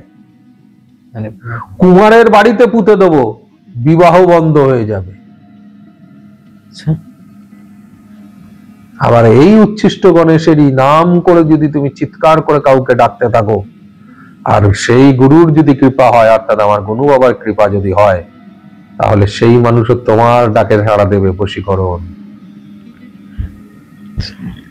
এনাকে দিয়েও বশীকরণ করে। বরণ, বিদ্বেষণ, উচ্চাটন, বশীকরণ, বৈভবকরণ, শট কর্মের প্রত্যেকটি প্রয়োগ তার মধ্যে দিয়ে হয়। শট কর্মের প্রয়োগ ছাড়াও তোমাকে তো বললাম, মদিরা নষ্ট, বেশ্যাবৃত্তি নষ্ট। শট কর্মের কোথায় এটা? শট কর্মের উল্লেখের মধ্যে তো নেই। পুকুর নষ্ট, ক্ষতি করা আছে, ঠিক আছে, কিন্তু সেটা তো মারণ, এটা তুমি তা করছো না, কিন্তু এক ধরনের এর মারণ প্রয়োগ। সব ধরনের ক্রিয়া উচ্ছিষ্ট গণেশ দিয়ে প্রয়োগ হয়। আমি তো নিজে করি বিবাহ বন্ধের কাজ, উচ্ছিষ্ট গণেশের এটা দিয়ে করি। বশীকরণের কাজ আমি অনেক বেশি এর প্রয়োগ করি। আমি বশীকরণের যেরকম উচ্ছিষ্ট চণ্ডালিনীর কাজ, অর্থাৎ দেবী ডামরির ওপর দিয়ে প্রয়োগ করি, আর দেবতাদের মধ্যে আমি উচ্ছিষ্ট গণেশের ওপর দিয়ে প্রয়োগ করি। কামাখ্যামায়ের মন্ত্র কিছু কিছু জায়গায় আমার ব্যবহার করা হয়, কিন্তু জেনারেল হয় না। সব থেকে বেশি ব্যবহার করো কোনটা? তো আমি সবার আগে দেবী ডামরির ব্যবহার করি, তারপর ব্যবহার করি আমি উচ্ছিষ্ট গণেশ। আচ্ছা, এইটা কি আপনার পছন্দের? মানে এই প্রায়োরিটি লিস্টটা কিসের জন্য? ক্রিকেট খেলো তো হ্যাঁ। বা কিছু খেলতে খেলতে একটা শট তোমার থেকে ফেভারিট হয়ে গেছে, কিন্তু তুমি ফেভারিট হিসেবে বাছোনি, আচ্ছা, ফেভারিট হয়ে গেছে। আমার যেরকম, আমি যখন খেলতাম তখন আপার কাট আমার ফেভারিট, স্কোয়ারের উপর দিয়ে আপার কাট করা, মারবো স্কোয়ারের উপর দিয়ে 6ই হবে আপার কাটটা, এরকম করা, এটা আমার ফেভারিট। আর ফ্রন্ট ফুটে 2 স্টেপ এগিয়ে লফটেড শট, এটা আমার ফেভারিট ছিল সব সময়। কিন্তু এটা কেউ আমাকে শেখায়নি, করতে করতেই এটা আমার হয়ে গেছে। ঠিক সেরকম ক্রিয়াগুলো করতে করতে করতে করতে দেখবে একটা জায়গায় গিয়ে তুমি কোথাও এর উপরে অনেক বেশি বিশ্বাসী হয়ে যাও। যেমন 10টা কর্মচারী থাকলে দেখবে কোনো একটা কর্মচারীর উপর তুমি উইক, ও আছে হয়ে যাবে। সেইখানেতে যেরকম আমি মহাকাল ভৈরবের ওপর, আমি সব কর্মই মহাকাল ভৈরবের ওপরে। কাউকে ধরো মহামৃত্যুঞ্জয় করতে পারছে, তারও সবার আগে মহাকাল ভৈরবের মন্ত্রে আগে আহুতি, তারপর মহামৃত্যুঞ্জয়ের মন্ত্রে। কারোর গ্রহদোষ কাটাতে হবে, সে সবার আগে মহাকালকে দিই, তারপর তার গ্রহদোষের জন্য। আমি মনে করি যে মহাকালে মন্ত্র না বললে হবেই না মনে হয়। আবার এই অগ্নি যখন প্রজ্বলিত হয়, তো আগে আগের ব্যাপার ছিল, সেইখানেতে এই মহাকালের মন্ত্রটা, ওই মন্ত্রটা না বললে মনে অগ্নি নিভে যাচ্ছে, ওই মন্ত্রটা মানে সব মন্ত্র বাদ দিয়ে আগে ওই মন্ত্রে একটুখানি আহুতি দিয়ে দেয়, মানে গীতাহুতি দেয়, অগ্নি ঠিক জ্বলে যাবে। আচ্ছা, জ্বলে যায় বস, যায়। হ্যাঁ, মানে নিভছে, কোনো কারণে নিভছে। এবার তড়িঘড়ি তুমি ওই গুরু বামদেবের একটা মন্ত্র, তার সঙ্গে সঙ্গে মহাকালের ওই মন্ত্র দিয়ে 2-3 বার আহুতি, মানে গীতাহুতি দিতে আস্তে আস্তে আস্তে আস্তে আবার আগুন নিজের জায়গা ফিরে এলো। একবার নয়, একাধিকবার আমি দেখেছি। তো সেই জায়গা থেকে তোমার উইক পয়েন্ট তৈরি হয়ে যায় কিছু দেবদেবীর ওপর। আমি তো প্রচুর ধরনের সাধনা করেছি, কিন্তু এদের ওপর থেকে একটা উইক পয়েন্ট তৈরি হয়ে যায়, আর এরা খুব তাড়াতাড়ি তোমাকে সাড়া দেয়। আচ্ছা, আমি যখন ক্রিয়া করি, আমার তো ক্রিয়ার নিয়ম একটু সবার থেকে আলাদা। আমার ক্রিয়াতে অনেকগুলো যজ্ঞ, অনেকগুলো ক্রিয়া হয়। এবার যারা কন্টিনিউ এই ক্রিয়ার মধ্যে থাকে, একটা মজার বিষয় জানো তো, কেউ শেষ অবধি থেকে তারপর বলতে পারবে না যে আমি কাজ পাইনি। আর কেউ যদি কাজ পাইনি কথাটা বলে, তাহলে সবার আগে বলতে হয়, বাবা তুই বেটা ছিলিস না পুরো কাজে। কারণ আমার নিয়ম হচ্ছে, যতক্ষণ না রেজাল্ট বেরোবে আমার দায়িত্ব তোমার জন্য ক্রিয়া কন্টিনিউ করার এবং তোমার প্রত্যেকটা ক্রিয়াতে উপস্থিত হওয়ার। তুমি বলতে পারবে না যে আমি কাজটা পাইনি, পাচ্ছি না বলতে পারবে, পাইনি বলতে পারবে না। পাইনি মানে তুমি চলে গেছো, আমি কিন্তু হাত তুলি। পাইনি শব্দটা আসে, এমন একটা সিচুয়েশন আমার দরকার, আমি চলে গেছি। হ্যাঁ, পাইনি যখন বলছো তার মানে তুমি চলে গেছো, মানে আমারই দরকার, আমার কেসটা মানে আমি চলে গেছি। হ্যাঁ, তাহলে তোমার মজার বিষয় বোঝো, তোমার ভগবানের কাছে নিজেকে দেওয়ার মতন সময় নেই। এই যে সাধনার ক্ষেত্র, এর আগে আমরা আলোচনা করেছিলাম ওই 14 দিনের ডুবলি দিয়ে আমার বাবা আমাকে বসিয়ে দিয়েছে আমার গুরুদেব, তারপরে যতক্ষণ না শেষ হবে না, বুঝলি, যতক্ষণ না আসবে ততক্ষণ করবি, হ্যাঁ মনে পালিয়ে গেছে আমি আছি। এই যে যতক্ষণ না আসবে ততক্ষণ করবি আর আমি আছি, সেটা গিয়ে 1.5 মাস। গল্পটা এইখানেই। হ্যাঁ, তো ঈশ্বরের কাছে আমরা যখন নিয়োজিত করছি নিজেকে, আমার এই সমস্যা আছে আমাকে বার করো, আমি বলতে পারি না কদিনে। আর তোমার কাছে যদি ওইটারই সময় না থাকে তাহলে তোমার তো ভাই কিছুই সময় নেই। ঠিক সেই রকমই, যেরকম কেউ যদি আমার কোনো কিছুতে লেখে তাহলে আমি তাকে সবার আগে বলি তুই আমার কাজ করাসনি ভাই। অন্য কারুর গল্প শুনে তুই আমার এখানে কমেন্ট করতে এসছিস যে আমি কাজ পাইনি, আপনি চিটিংবাজ, আপনি ঢপবাজ। আর সব থেকে মজার বিষয়, আমার সবার ডিটেলস থাকে আচ্ছা আচ্ছা। খাতায়, সবার ডিটেলস আছে, হ্যাঁ, আপনাকে তো রাখতে এবং হবে। বাক্স এরকম বন্ধ করার ডিটেলস, মানে বাক্সর পর বাক্স আছে ডিটেলসের, হুম, খাতায় হুম, মেনটেন করা হয়। তোমার ডিটেলস আমি ঠিক খুঁজে পাবো তুমি যদি ডিটেলস জমা করো, হুম, কারণ তারিখ, সাল, মাস সবকিছু দিয়ে ডিটেলস তৈরি হয়। হুম। আর তুমি কাজ পাওনি মানে বেরিয়ে গেছো। ঠিক সেই রকমই কেউ যদি বলে ঈশ্বর সাধন, হুম, সেটা পৈশাচিক হোক আর শৈবিক হোক, অর্থাৎ তান্ত্রিক হোক বা শৈবিক হোক, তাদের দর্শন পাওয়া যায় না, বা তাদের দর্শন এ কদিনে পাওয়া যায়, দুটোই মিথ্যে। হুম, সত্যি সেই বলবে যে সাধনা করেছে। হুম, আমি বারবার বলি, একজন সাধক কখনো আমার কথার ধারে পাশ দিয়ে কাটবে না, তার কারণ সে সাধনা করে জানে যে এর কোনো লিমিটেশন নেই, কদিনে তিনি আমাকে আশীর্বাদ দেবেন, কদিনে দর্শন দেবেন। যে তারিখ বলে দেন গুরুদেব তারপরেও কন্টিনিউ করে যেতে হয়, কারণ তারপরে তিনি একটি ছোট্ট কথা বলেন, না আসা পর্যন্ত উঠিস না। ওটা মনকে শান্ত করার জন্য বলে। হুম। বসতে বসতে বসতে বসতে করতে করতে তুমি ভুলেই যাবে কদিন হলো। এইখানে না আসা অবধি তুমি উঠতে পারো না। আচ্ছা, আমার একটা কোশ্চেন আছে, সেটা হচ্ছে কি, ধরুন আমি একটা খারাপ মানুষ, ঠিক আছে, মানে অ্যান্টি সোশ্যাল, ঠিক আছে। এবার এই আমি তারপরে আমি যেটা আমি দেখেছি অশোকের সময়, মহারাজ অশোক, ঠিক আছে, কি করেছি, প্রথমে খুব কিংডমের জন্য খুব লড়েছে, একদম খুন, কালিঙ্গা ওয়ার করে একদম খুন করেছে, তারপরে কেন লড়ে করেছে? জিতেছে, কিংডম জিতেছে। কেন করেছে? হুম, এরা অশোক কেন করেছে? তোমরা বারবার যাও হচ্ছে নেগেটিভের পিছনে। হুম, অশোকের ক্যারেক্টারটা নেগেটিভই না পজিটিভ, পজিটিভ, 100% পজিটিভ। হ্যাঁ, পজিটিভ ক্যারেক্টার। তাহলে আমরা ক্যারেক্টারে তাকে কিভাবে তুলে ধরেছি ইতিহাসে? বোঝবার ভুলের জন্য তাকে দেখেছি ক্রূর রাজা হিসেবে, একে মেরে হ্যাঁ, দিয়েছি, ক্রূর ওকে রাজা। মেরে। তিনি তার প্রেমিকাকে পেলেন না বলে তিনি মৃত্যুকে, আমাকে মেরে ফেলো, হুম, এর জন্য সে যুদ্ধ করেছে। একটা রাজা তো বলে হ্যাঁ। বলেন যে যে ছুরি মেরে দেয়, আমি যে লড়ে গিয়ে মরে যায়, তুই মেরে ফেল আমাকে। তো কতটা ফেরোসাস, মানে বলে না যে আজকের ম্যাচে কোনো কিছু হারানোর নেই, পুরো সিরিজ হেরে গেছে, এবার দেখ জান প্রাণ লড়ি। হ্যাঁ, এমন জান প্রাণ লড়ালো যে উল্টো দিকে টিমকে ধুলিস্যাৎ করে দিল। হ্যাঁ, তো অশোকও তো তাই ছিল, করবেকিকে না পেয়ে হ্যাঁ। ওর মাথার তার কেটে গেছে। হ্যাঁ, এর পরে হয়েছে তিনি বুদ্ধিজম নিয়েছে, ঠিক আছে, যখন পেয়েছে তখনই ছেড়েছে, হ্যাঁ, যখন সে তাকে দেখতে পেয়েছে তখন সে অস্ত্র ত্যাগ করেছে, হ্যাঁ, এবং সেই মুহূর্তেই তিনি শান্তির প্রতীকে চলে গেছেন, যে আমি যেটা হয়ে গেল শেষ তো, হুম, হুম, আমার লোকটাই তো বেঁচে আছে, আমি কি করছি তাহলে। সেটাই, উপলব্ধি হয়েছে, জ্ঞানের গম্যতার সৃষ্টি হয়েছে। হুম, সেরকমই তুমি যখন সাধনায় যাবে তোমারও জ্ঞানের গম্যতার সৃষ্টি হবে, হুম। আর বাকিটা তো রাতটা মারা লোক। আচ্ছা, যেটা আমি বলছিলাম, আমি অ্যান্টি সোশ্যাল, ঠিক আছে। এবার আমি ভাবলাম যে একটা টাইমের পরে নিজের উপর গিলটি ফিল হলো, মানে আমি নিজেকে খারাপ এবার আমি সেগুলোকে স্যাক্রিফাইস করতে যাচ্ছি। স্যাক্রিফাইস করে আমি এই সাধনায় বসলাম, তো কোনো একটা দেবীর সাধনায় বসলাম। এইবার কি, সেই যে সাধনা করছি আমি, সব পুরো নিষ্ঠা সহকারেই সাধনায় করছি। এবার যে দেবীর দর্শনটা, সেই দর্শনের যে টাইমটা আছে, হ্যাঁ, সেটা কি নর্মাল যে একটা মানে সৎ পার্সন যে সাধনা করছে সেই তার দর্শনের আগে বা পরে দেবে কিনা। আচ্ছা, তোমার উত্তরটা বুঝতে পেরেছি। হুম, তুমি যেটা জানতে চাইছো, তাহলে তোমাকে আগে বলতে হয় একটা ডাকাতের নাম। রঘুনাথ। অঙ্গুরিমান। আচ্ছা, তিনি কোন সাধক? মাথার।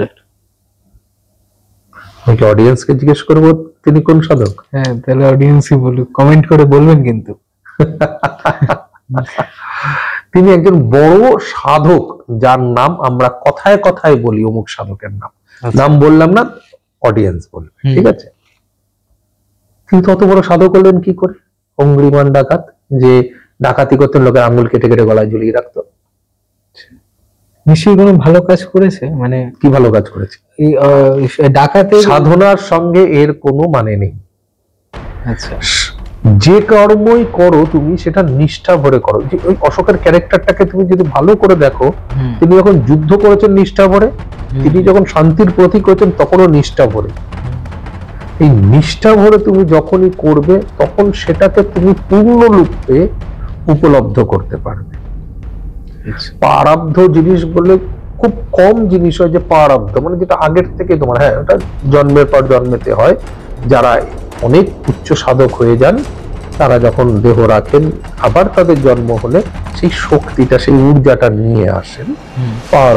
প্রারব্ধ যেটা, সেটা ঠিক আছে। কিন্তু তাছাড়া আমরা যদি সাধারণভাবে যাই, তাহলে তুমি যদি নিষ্ঠা ভরে কোনো জিনিস করো, সে তোমাকে সেই জায়গাটা দেবে।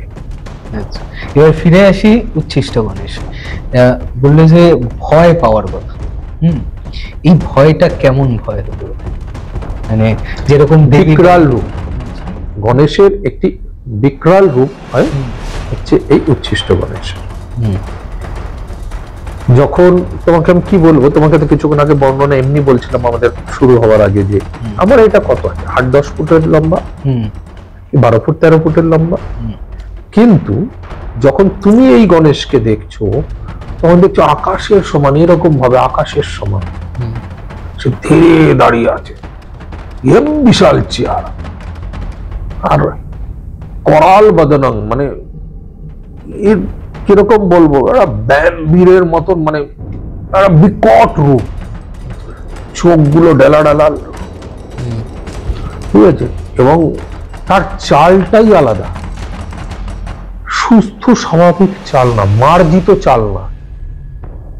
ভয়ানক দস্যুরা যেরকম হাঁটলে হয়, ধুম ধুম, উচ্ছিষ্ট গণেশের চাল তেমন, চোখ রক্তবর্ণ, সেই রকম। কারণ তিনি ওদিকে বলছেন না যে মাদকাসক্ত, তো সেই ক্ষেত্রে তিনি যখন আসেন, তার ওই বিকরাল রূপকে দর্শন করা আর হজম করা খুব কষ্টের ব্যাপার। যতই গুরু বলুক সবই ছায়া মায়া কায়া, তখন বুকটা ধরাক ধরাক করে, এই গেলাম গেলাম গেলাম। কারণ সেই বিকরাল রূপের এক লাথি খেলে তুমি বুঝতে পারবে যে কেন গেলাম গেলাম গেলাম বলছি। দামড়ি যখন বুক চিরে ধরছিল, সেরকম তোমাকে তো একটা লাথি মারবে, দম দম, ও তুলে আছাড় মারছে, মারে একদম।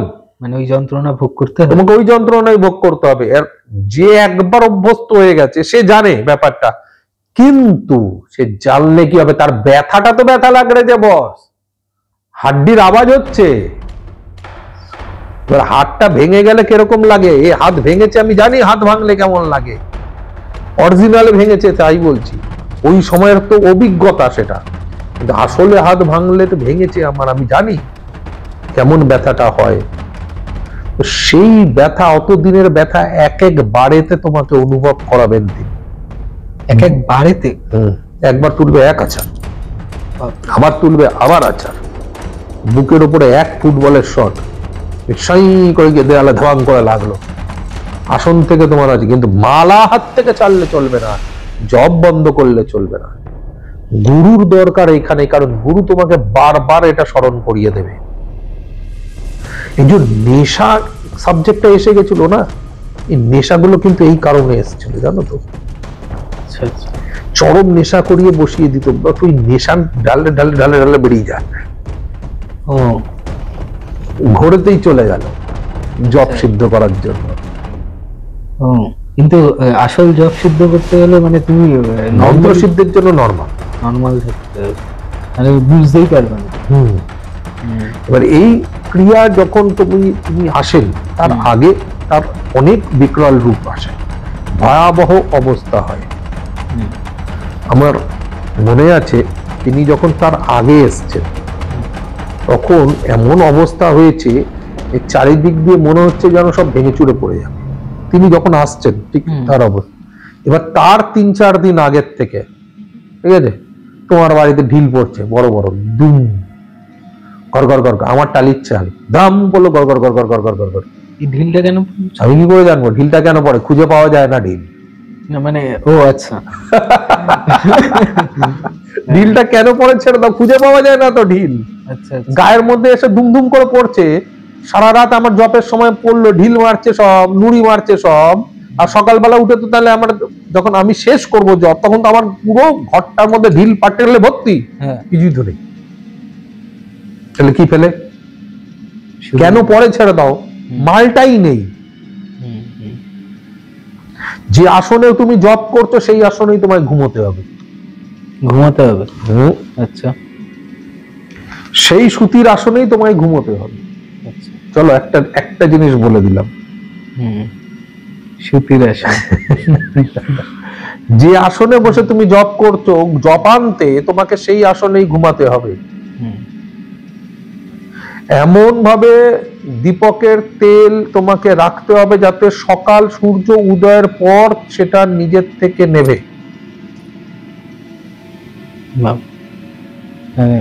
নিজের থেকে জ্বালিয়ে তো প্রত্যেকদিন জ্বালিয়ে যেতে হবে, নিজের থেকে নিববে, নিজের থেকে নিববে। আর সাক্ষীটা কিন্তু সারাক্ষণ জ্বলবে, পরের বার ওই সাক্ষী দিয়েই ও আসবে। বললাম, বুঝতে পেরেছ? হয় তোমাকে দুটোকেই রাখতে হবে অখণ্ড প্রদীপ, আর না হলে একটাকেই অখণ্ড রাখতে হবে। এবার তোমার সামলাবে, তুমি কিভাবে করবে সেটা তোমার ব্যাপার। হয়ে গেল। এই যে দীপকটা তোমার যে সকালবেলা অবধি জ্বলবে, সেটা যদি মাঝপথে এমনি কোনো কারণে তোমার দোষে নিবেছে তাহলে হয়ে গেল, শেষ। যে মণ্ডপ তুমি তৈরি করছো গণপতির জন্য, উচ্ছিষ্ট গণেশের জন্য, যে কলস তুমি স্থাপন করছো সেটারও বর্ণ হবে, কিন্তু তুমি যে বর্ণের বস্ত্র পরেছ আর যে বর্ণের তিনি আছেন সেই বর্ণের সেগুলো, এবং সেখানে তো সুপারিও যাবে সেই বর্ণতে, জলের রঙ তাই হবে।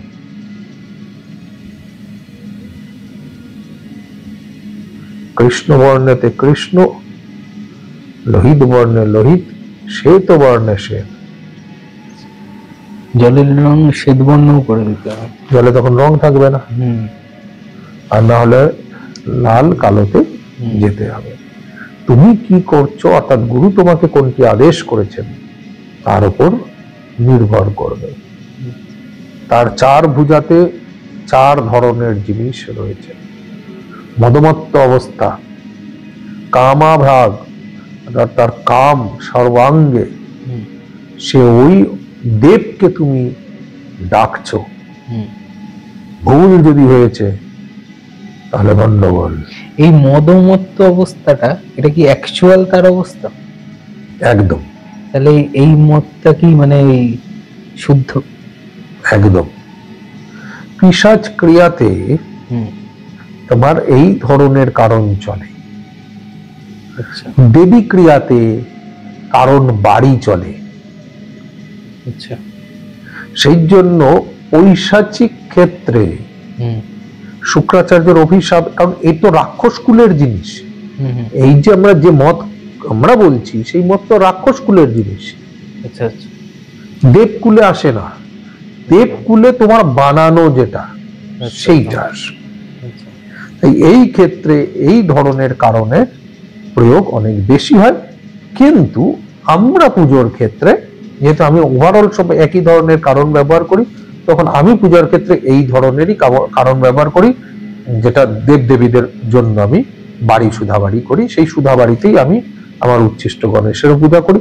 শুধু কাল ভৈরবের ক্ষেত্রে আমি কিন্তু ওই তৈরি বাড়িটা দিই, মানে তৈরি কারণ, পাকা কারণ দেওয়া হয়।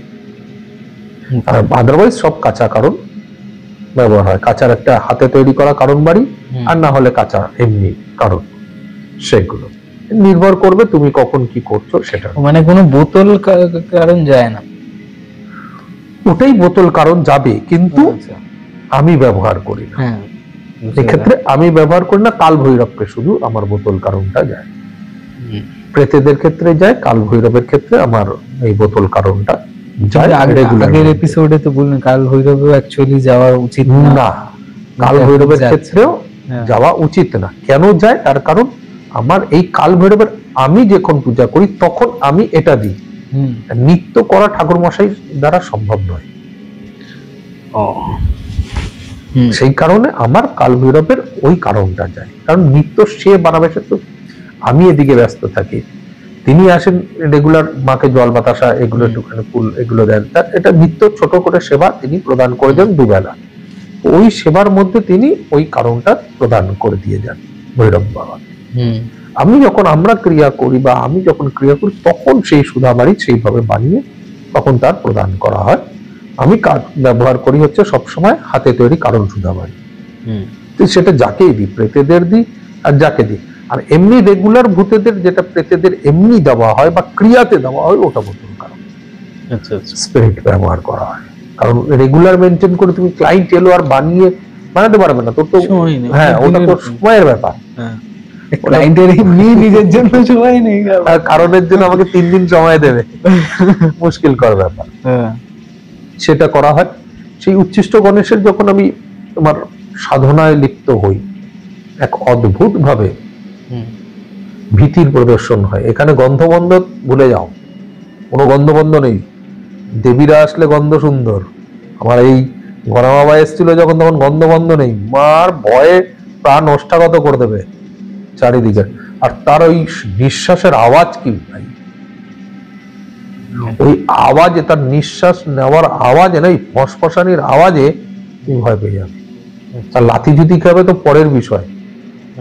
তোমাকে ফুটবলের মতো লাথি মারো, ফুটবলই তোমাকে ফুটবলই ভাববে, দুম লাতাবে আর সুর পেঁচিয়ে থাবাং আছাড়াবে। আমি যদি ধরেই নি 20 ফুট যদি তার হাইট হয়, 20 ফুট, মজার বিষয়, ঘর আমার ছোট কিন্তু আমি দেখছি আকাশ অব্দি ছেদ রয়েছে। হ্যাঁ, তার মানে 100 ফুটও আমি ধরে নি। হ্যাঁ, তুমি বুঝতে পারছো না মানে কিরকম কায়া, মানে কিরকম বলদ আমি। তুমি ভাবো আমার তো চালের ঘর, আমি হাত তুললে হাত লাগাতে পারবো। আমি দেখছি এরকম করে আকাশের মতন দাঁড়িয়ে আছে এরকম ভাবে, ফস ফস ফস ফস করে। আমি তাও 100 ফুটই ধরলাম। সে এমনি যদি লাথি মারছে, আবার মজার বিষয়, লাথি মারছে তুমি দেখো, আমি গিয়ে দেয়ালে আটকে যাচ্ছি, কিন্তু আমার হিতাহিত জ্ঞান নেই। আমার শুধু মাথায় একটাই জিনিস ঘুরছে, আমাকে এই মালাটা ছাড়া যাবে না, আর মন্ত্র পড়া বন্ধ করা যাবে না। শুধু মাথায় এই মেমোরিটাকেই সেট করে নিয়েছি, বাকি যা হয় হবে। তুমি সব জিনিস মেমোরিতে সেট করতে পারো না। গুরু একটাই জিনিস বলেছে, সেই জন্য ছায়া মায়া কায়া, যা দেখছিস সব ভুল, তুই জপ করে যা। সব জিনিস একটা মোমেন্টে মেমোরিতে সেট করা যায় না। সেই জন্য আমি ওই একটাই জিনিস সেট করেছিলাম যে আমাকে জপ করতে হবে, আর এই মালাটা ছাড়া যাবে না। মালাকে শক্ত করে ধরে রাখতাম তলায় হাত দিয়ে, এবার জপ করে যেতাম, পলস হলে ঘবাত করে ধরবো, ছাড়বো না ওকে, লাঠি জুতি যা ইচ্ছা মারবো। যখন তোমাকে এ তো তাও তুলে তুলে আছাড় মেরেছে, মানে ছেঁড়াছিড়ির কিছু নেই, হাড় ভাঙা ভাঙির শব্দ আর ফাটাফাটির শব্দ। আর দেবীরা তো ছিঁড়ে ছিঁড়ে ফেলে দিয়েছে, এ হাত দিয়ে কিছু করেনি, পা দিয়ে করেছে আর সুর দিয়ে পেঁচিয়েছে।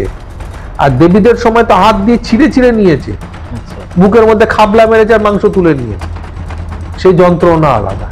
মুন্ডু ধরছে বুকের মধ্যে, পা দিয়ে মুন্ডু টেনে ছিঁড়ছে, তার যন্ত্রণা আলাদা। আর এ তোমাকে সুরে পেঁচিয়ে এক আছাড় মারছে ধবাং ধবাং করে, তার যন্ত্রণা আলাদা। কিন্তু তুমি সব তোমাকে জব করতে হবে। আর মজার বিষয়, চলে যাওয়ার পর তো সব গায়েব, হ্যাঁ, কিছুই থাকবে না, কিছু নেই। তো চলে যাওয়ার পর যখন গায়েব হয়ে যায়, তাহলে তুমি কি করে বুঝবে যে ব্যাপারটা কি হলো? বাট কিছু হলো। হুম এই জিনিসগুলো তখন বড় ভীতকর ছিল। তার ওই গায়ের রং, মানে তুমি যে রঙে পুজো করেছো সেই রঙেই আসবে, কিন্তু হুম অন্য কোনো রঙে আসবে না সে। আর আমি লাল রঙের গণেশ তৈরি করে সিঁদুর দিয়ে লাল রং করে তারপরে তার পুজো শুরু করেছি। ওই গন্ডা মার্কা সন্ডা মার্কার চেহারা, আর ওই লাল লাল সব তোমার অঙ্গ প্রত্যঙ্গ, পাগুলের গোদা গোদা পিলারের মতন হুম। ধুম ধুম করে পেটাচ্ছে। এটা তো হেসে হেসে বলে দিচ্ছেন। তখন মানে যদি ওই সিচুয়েশনে থাকে, মানে ভূমিকম্প, ব্যাপারটা হচ্ছে কি, তুমি জানো এরকম সিচুয়েশন ঘটবে, এবার তুমি জব করছো, প্রথম প্রথম গিয়েছো, তোমার গায়ে ঢিল পড়ছে, চোপকে উঠছো, না ঢিল পড়ছে, কিছু করবো না, জব কর জব কর জব কর, আবার মনটাকে লাগালে, আবার দুটো ঢিল তিনটে ঢিল, তুমি ঠিক আছে, এবার অভ্যাস হয়ে গেলে, হ্যাবিচুয়েট। হুম, তোমাকে কনসেন্ট্রেট ব্রেক করতে পারলো না, বাড়িতে ঢিল মারছে, কনসেন্ট্রেট ব্রেক করতে পারছেন, কনসেন্ট্রেশন চলছে চলছে। এবার যখন তার উগ্র রূপ আসবে, বিকরাল রূপের এবার তিনি আসবেন, ও তোমাকে পিটিয়ে যাবে, তুমি কনসেন্ট্রেটটা করবে কোথার থেকে? আজকে আমি হাসছি, আমার কাজ কমপ্লিট হয়ে গেছে, মানে দেখবে এখানে মাধ্যমিক পাস করার পর ক্লাস 5 এর বাচ্চাদের বলে, এই অঙ্ক পারিস না, আর নিজে যখন ক্লাস 5 এ থাকবে তখন দেখবে এখানে পারি না, ছাত্র বন্ধু দেখ। ঠিক সেই রকমই অবস্থা। আজকে আমি পার করে গেছি বলে এত সুন্দর ডায়লগ দিচ্ছি তোমাদেরকে, এত হাসি হাসি মুখে সবকিছু বলছি, কিন্তু সেই সময় তো ছেড়ে দেওয়া কেঁদে পারছি। যিনি সাধক, তিনি যখন তার অভিজ্ঞতাকে শেয়ার করবে, তার উপলব্ধি, তিনি কিভাবে তাকে দর্শন পেয়েছেন। কেউ সিধে ভাবে কোনোদিনও কোনো দেব, কোনো দেবী, কোনো উপদেব উপদেবী কারোর সিধে ভাবে তিনি দর্শন পাননি। এই তান্ত্রিক রূপ, হুম, এদের কখনো সিধে ভাবে দর্শন হয় না। এরা আসবেনই তোমাকে ভয় ভীতি দেখানোর জন্য, মারণ ধারণ করবে, তারপরেও তুমি যদি না ছাড়ো, বলে না, যে করে আমার আশ আমি তার করি সর্বনাশ, তারপরেও যে রাখে আমার প্রতি আশ, আমি হই তার দাসের দাস। আচ্ছা, এই প্রবাদটা কিন্তু এমনি আসেনি, তোমাকে ধরে রাখতে হবে, ধরে রাখতে রাখতে রাখতে রাখতে তবে গিয়ে তুমি তার আশীর্বাদ পাবে। আজকে সেই কারণে আমি এখনো বলছি, আমি তো কয়েকটা রকমের প্রয়োগ করি, আমি সব রকমের প্রয়োগ করি না। আমি উচ্ছিষ্ট গণেশের আমি তোমাকে 100% দেবো, দাও না বাড়িতে পুঁতে, বিয়ে বন্ধ হয়ে যাবে। যতদিন ওই জিনিস থাকবে বিয়ে বন্ধ, একেবারে তার বিয়ে একেবারে চৌপাট হয়ে যাবে, বাড়িতে বিয়ে হবে না, কোনো কুমার ছেলের বিয়েই হবে না। আর মেয়ে, মেয়ে কুমারী, মেয়ে তো কুমারী, তাহলে উচ্ছিষ্ট গণেশের, তখন তোমার ওই উচ্ছিষ্টর ওই যে দেবী, ওই যে পাশে বসে আছেন, হ্যাঁ, তার বিকরাল রূপের পুজো করতে হবে। মানে ইনি কমপ্লিট পুরো, মানে আকারটা পুরো কমপ্লিট। সেই জন্য দুটো রূপের তিনি হিসাবে রয়েছেন। আচ্ছা আচ্ছা, এর জন্য তোমাকে রক্তকরবী পুষ্পের ব্যবহার করতে হবে, আচ্ছা, দেবতাকে দেওয়ার জন্য, হুম, শান্ত করার জন্য রক্তকরবী পুষ্প আর একটি গুঁড়োর ব্যবহার করতে হয়, গুঁড়ো জিনিসের। সিঁদুর, সিঁদুর না,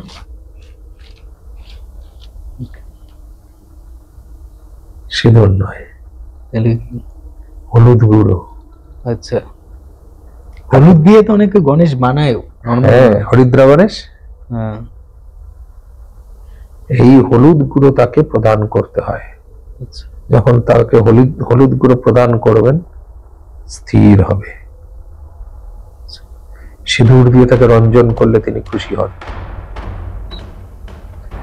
আর করবী পুষ্প দিলে তিনি তৃপ্ত হন। তারপর সে ঠান্ডা হবে, কিন্তু তার আগে তোমাকে জব শেষ করতে হবে, তারপর তোমার ওই গল্পগুলো। জব সংখ্যা তুমি কমিয়ে এই কাজ করবে, সেটি হবে না।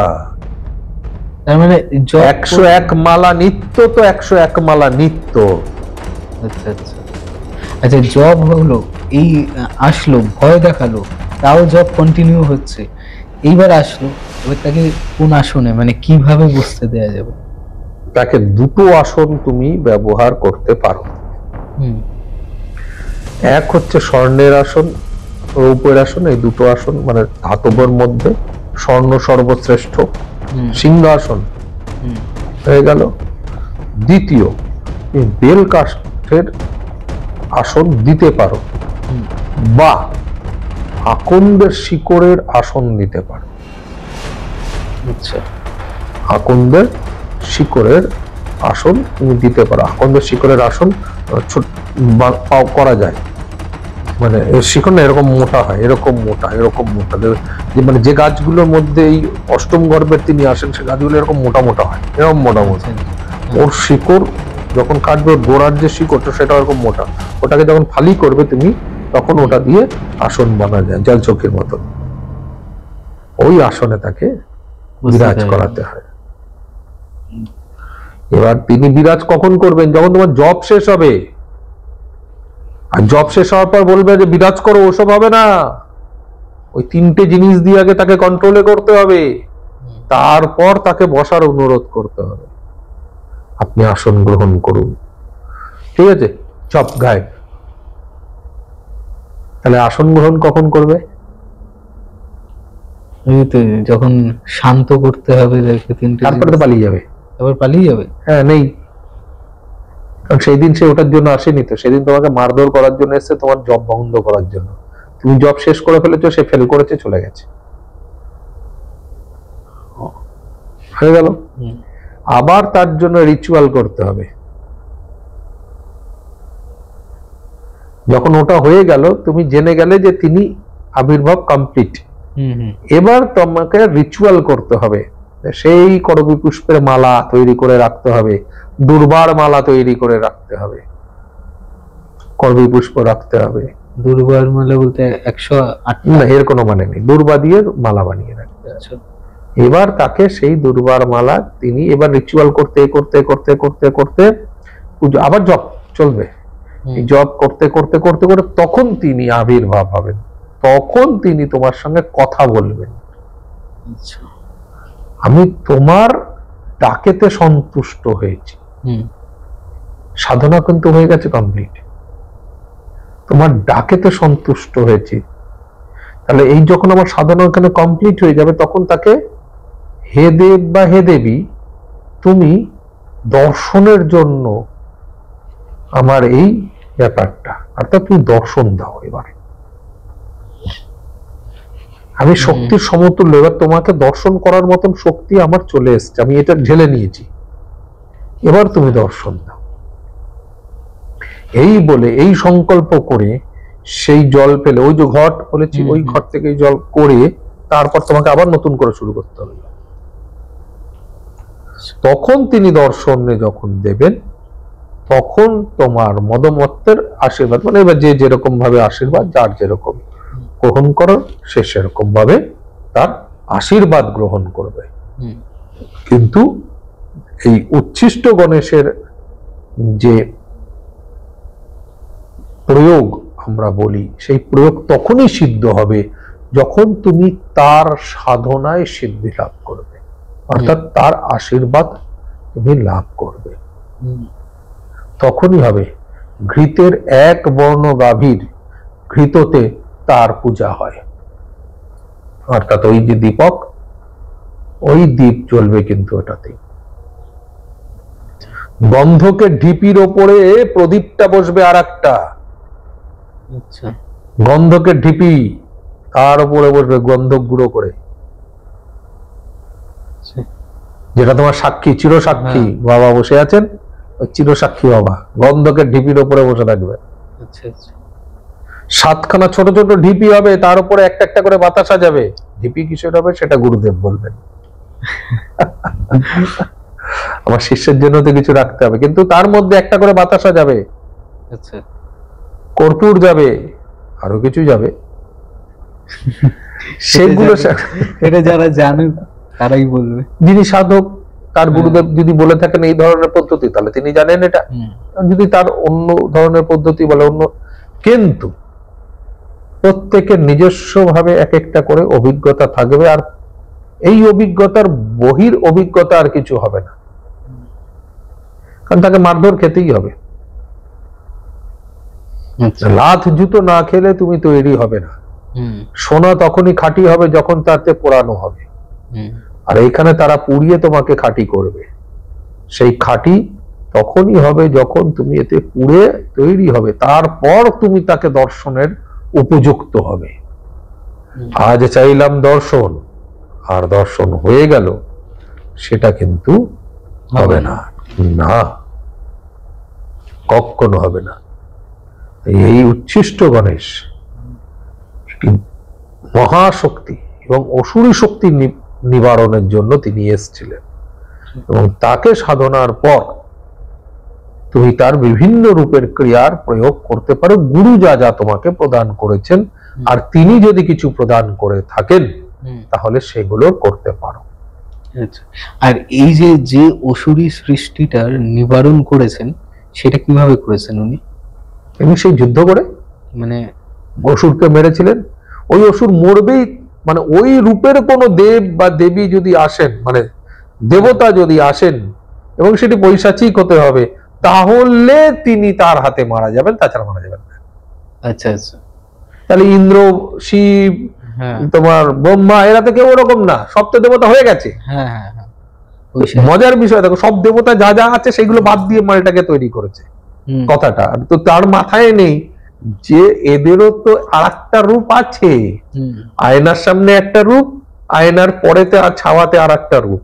এই যে ছায়া রূপটা যেটা রয়েছে, তোমার ছায়া যখন দেখবে কেন একটা লম্বা বিকরাল লাগে দেখতে, তো এদেরও তো ছায়া রূপ, এগুলো এগুলো তন্ত্রোক্ত হিসেবে মহাশক্তির ধার রূপ, যেখানে তিনি সর্বশক্তি প্রদান করেছেন। হ্যাঁ, গণপতি বাবা অন্যান্য ক্রিয়া তো, মানে অন্যান্য অসুরদেরও কিন্তু তিনি ডিরেক্ট নিবারণ করেছিলেন।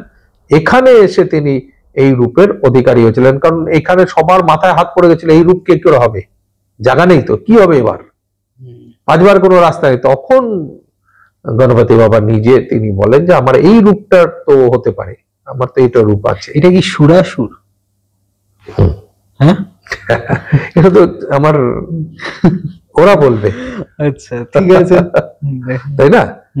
কারণ অনেকে তো অনেকটাই জানে, অনেক কিছু জানে, তো দেন তারা সেখানে সেটা বলবে, তবে না বোঝা যাবে যে আমাদের অনুষ্ঠানটা কেউ দেখছে মন দিয়ে। আমরাও তো কিছু প্রশ্ন করছি, সেটাই আমরা যেরকম আলোচনা করে মানুষের সামনে তুলে ধরছি উচ্ছিষ্ট গণেশের ব্যাপারটা, যে উচ্ছিষ্ট গণেশের যে জপ মালা হবে সেটা একটা বিষয়, কি জপ মালা হবে সেটা আমি বলছি না, যারা সাধনা করেছেন তারা বলবেন, আমি বলছি না। কারণ আমি তো অনেকগুলো জপমালা বলেছি কি জপমালা হয়, আজকে না হয় জপমালাটা উজ্জ্বল রাখছি, বাট জপমালা সবার আলাদা আলাদা হয়।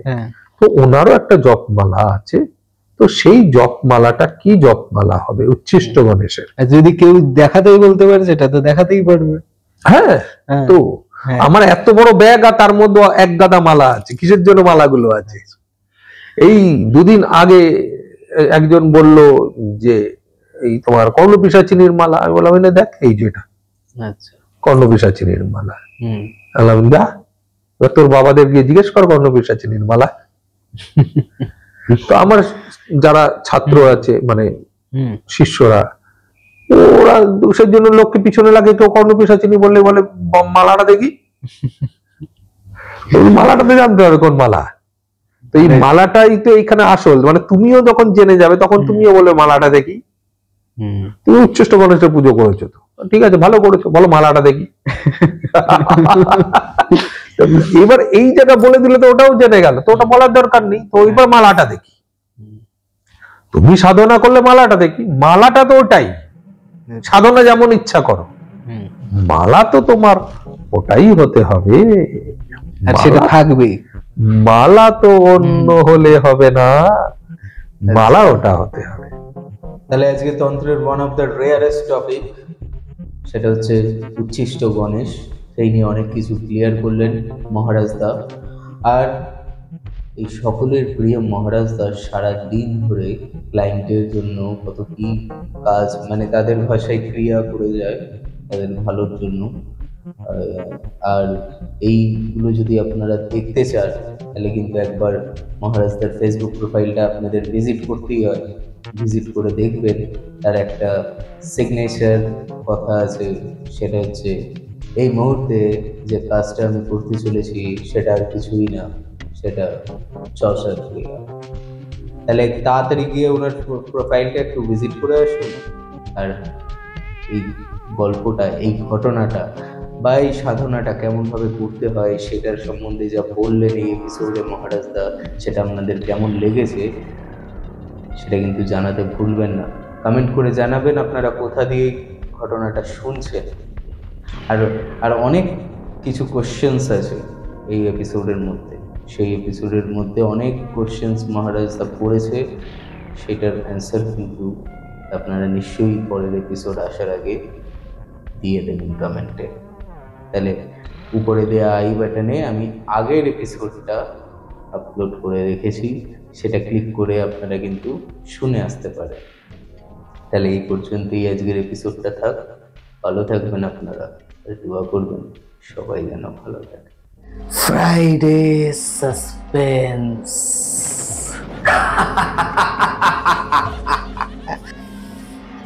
শুধুমাত্র মেডিটা লেজেন্ড ওয়াইটি চ্যানেলে।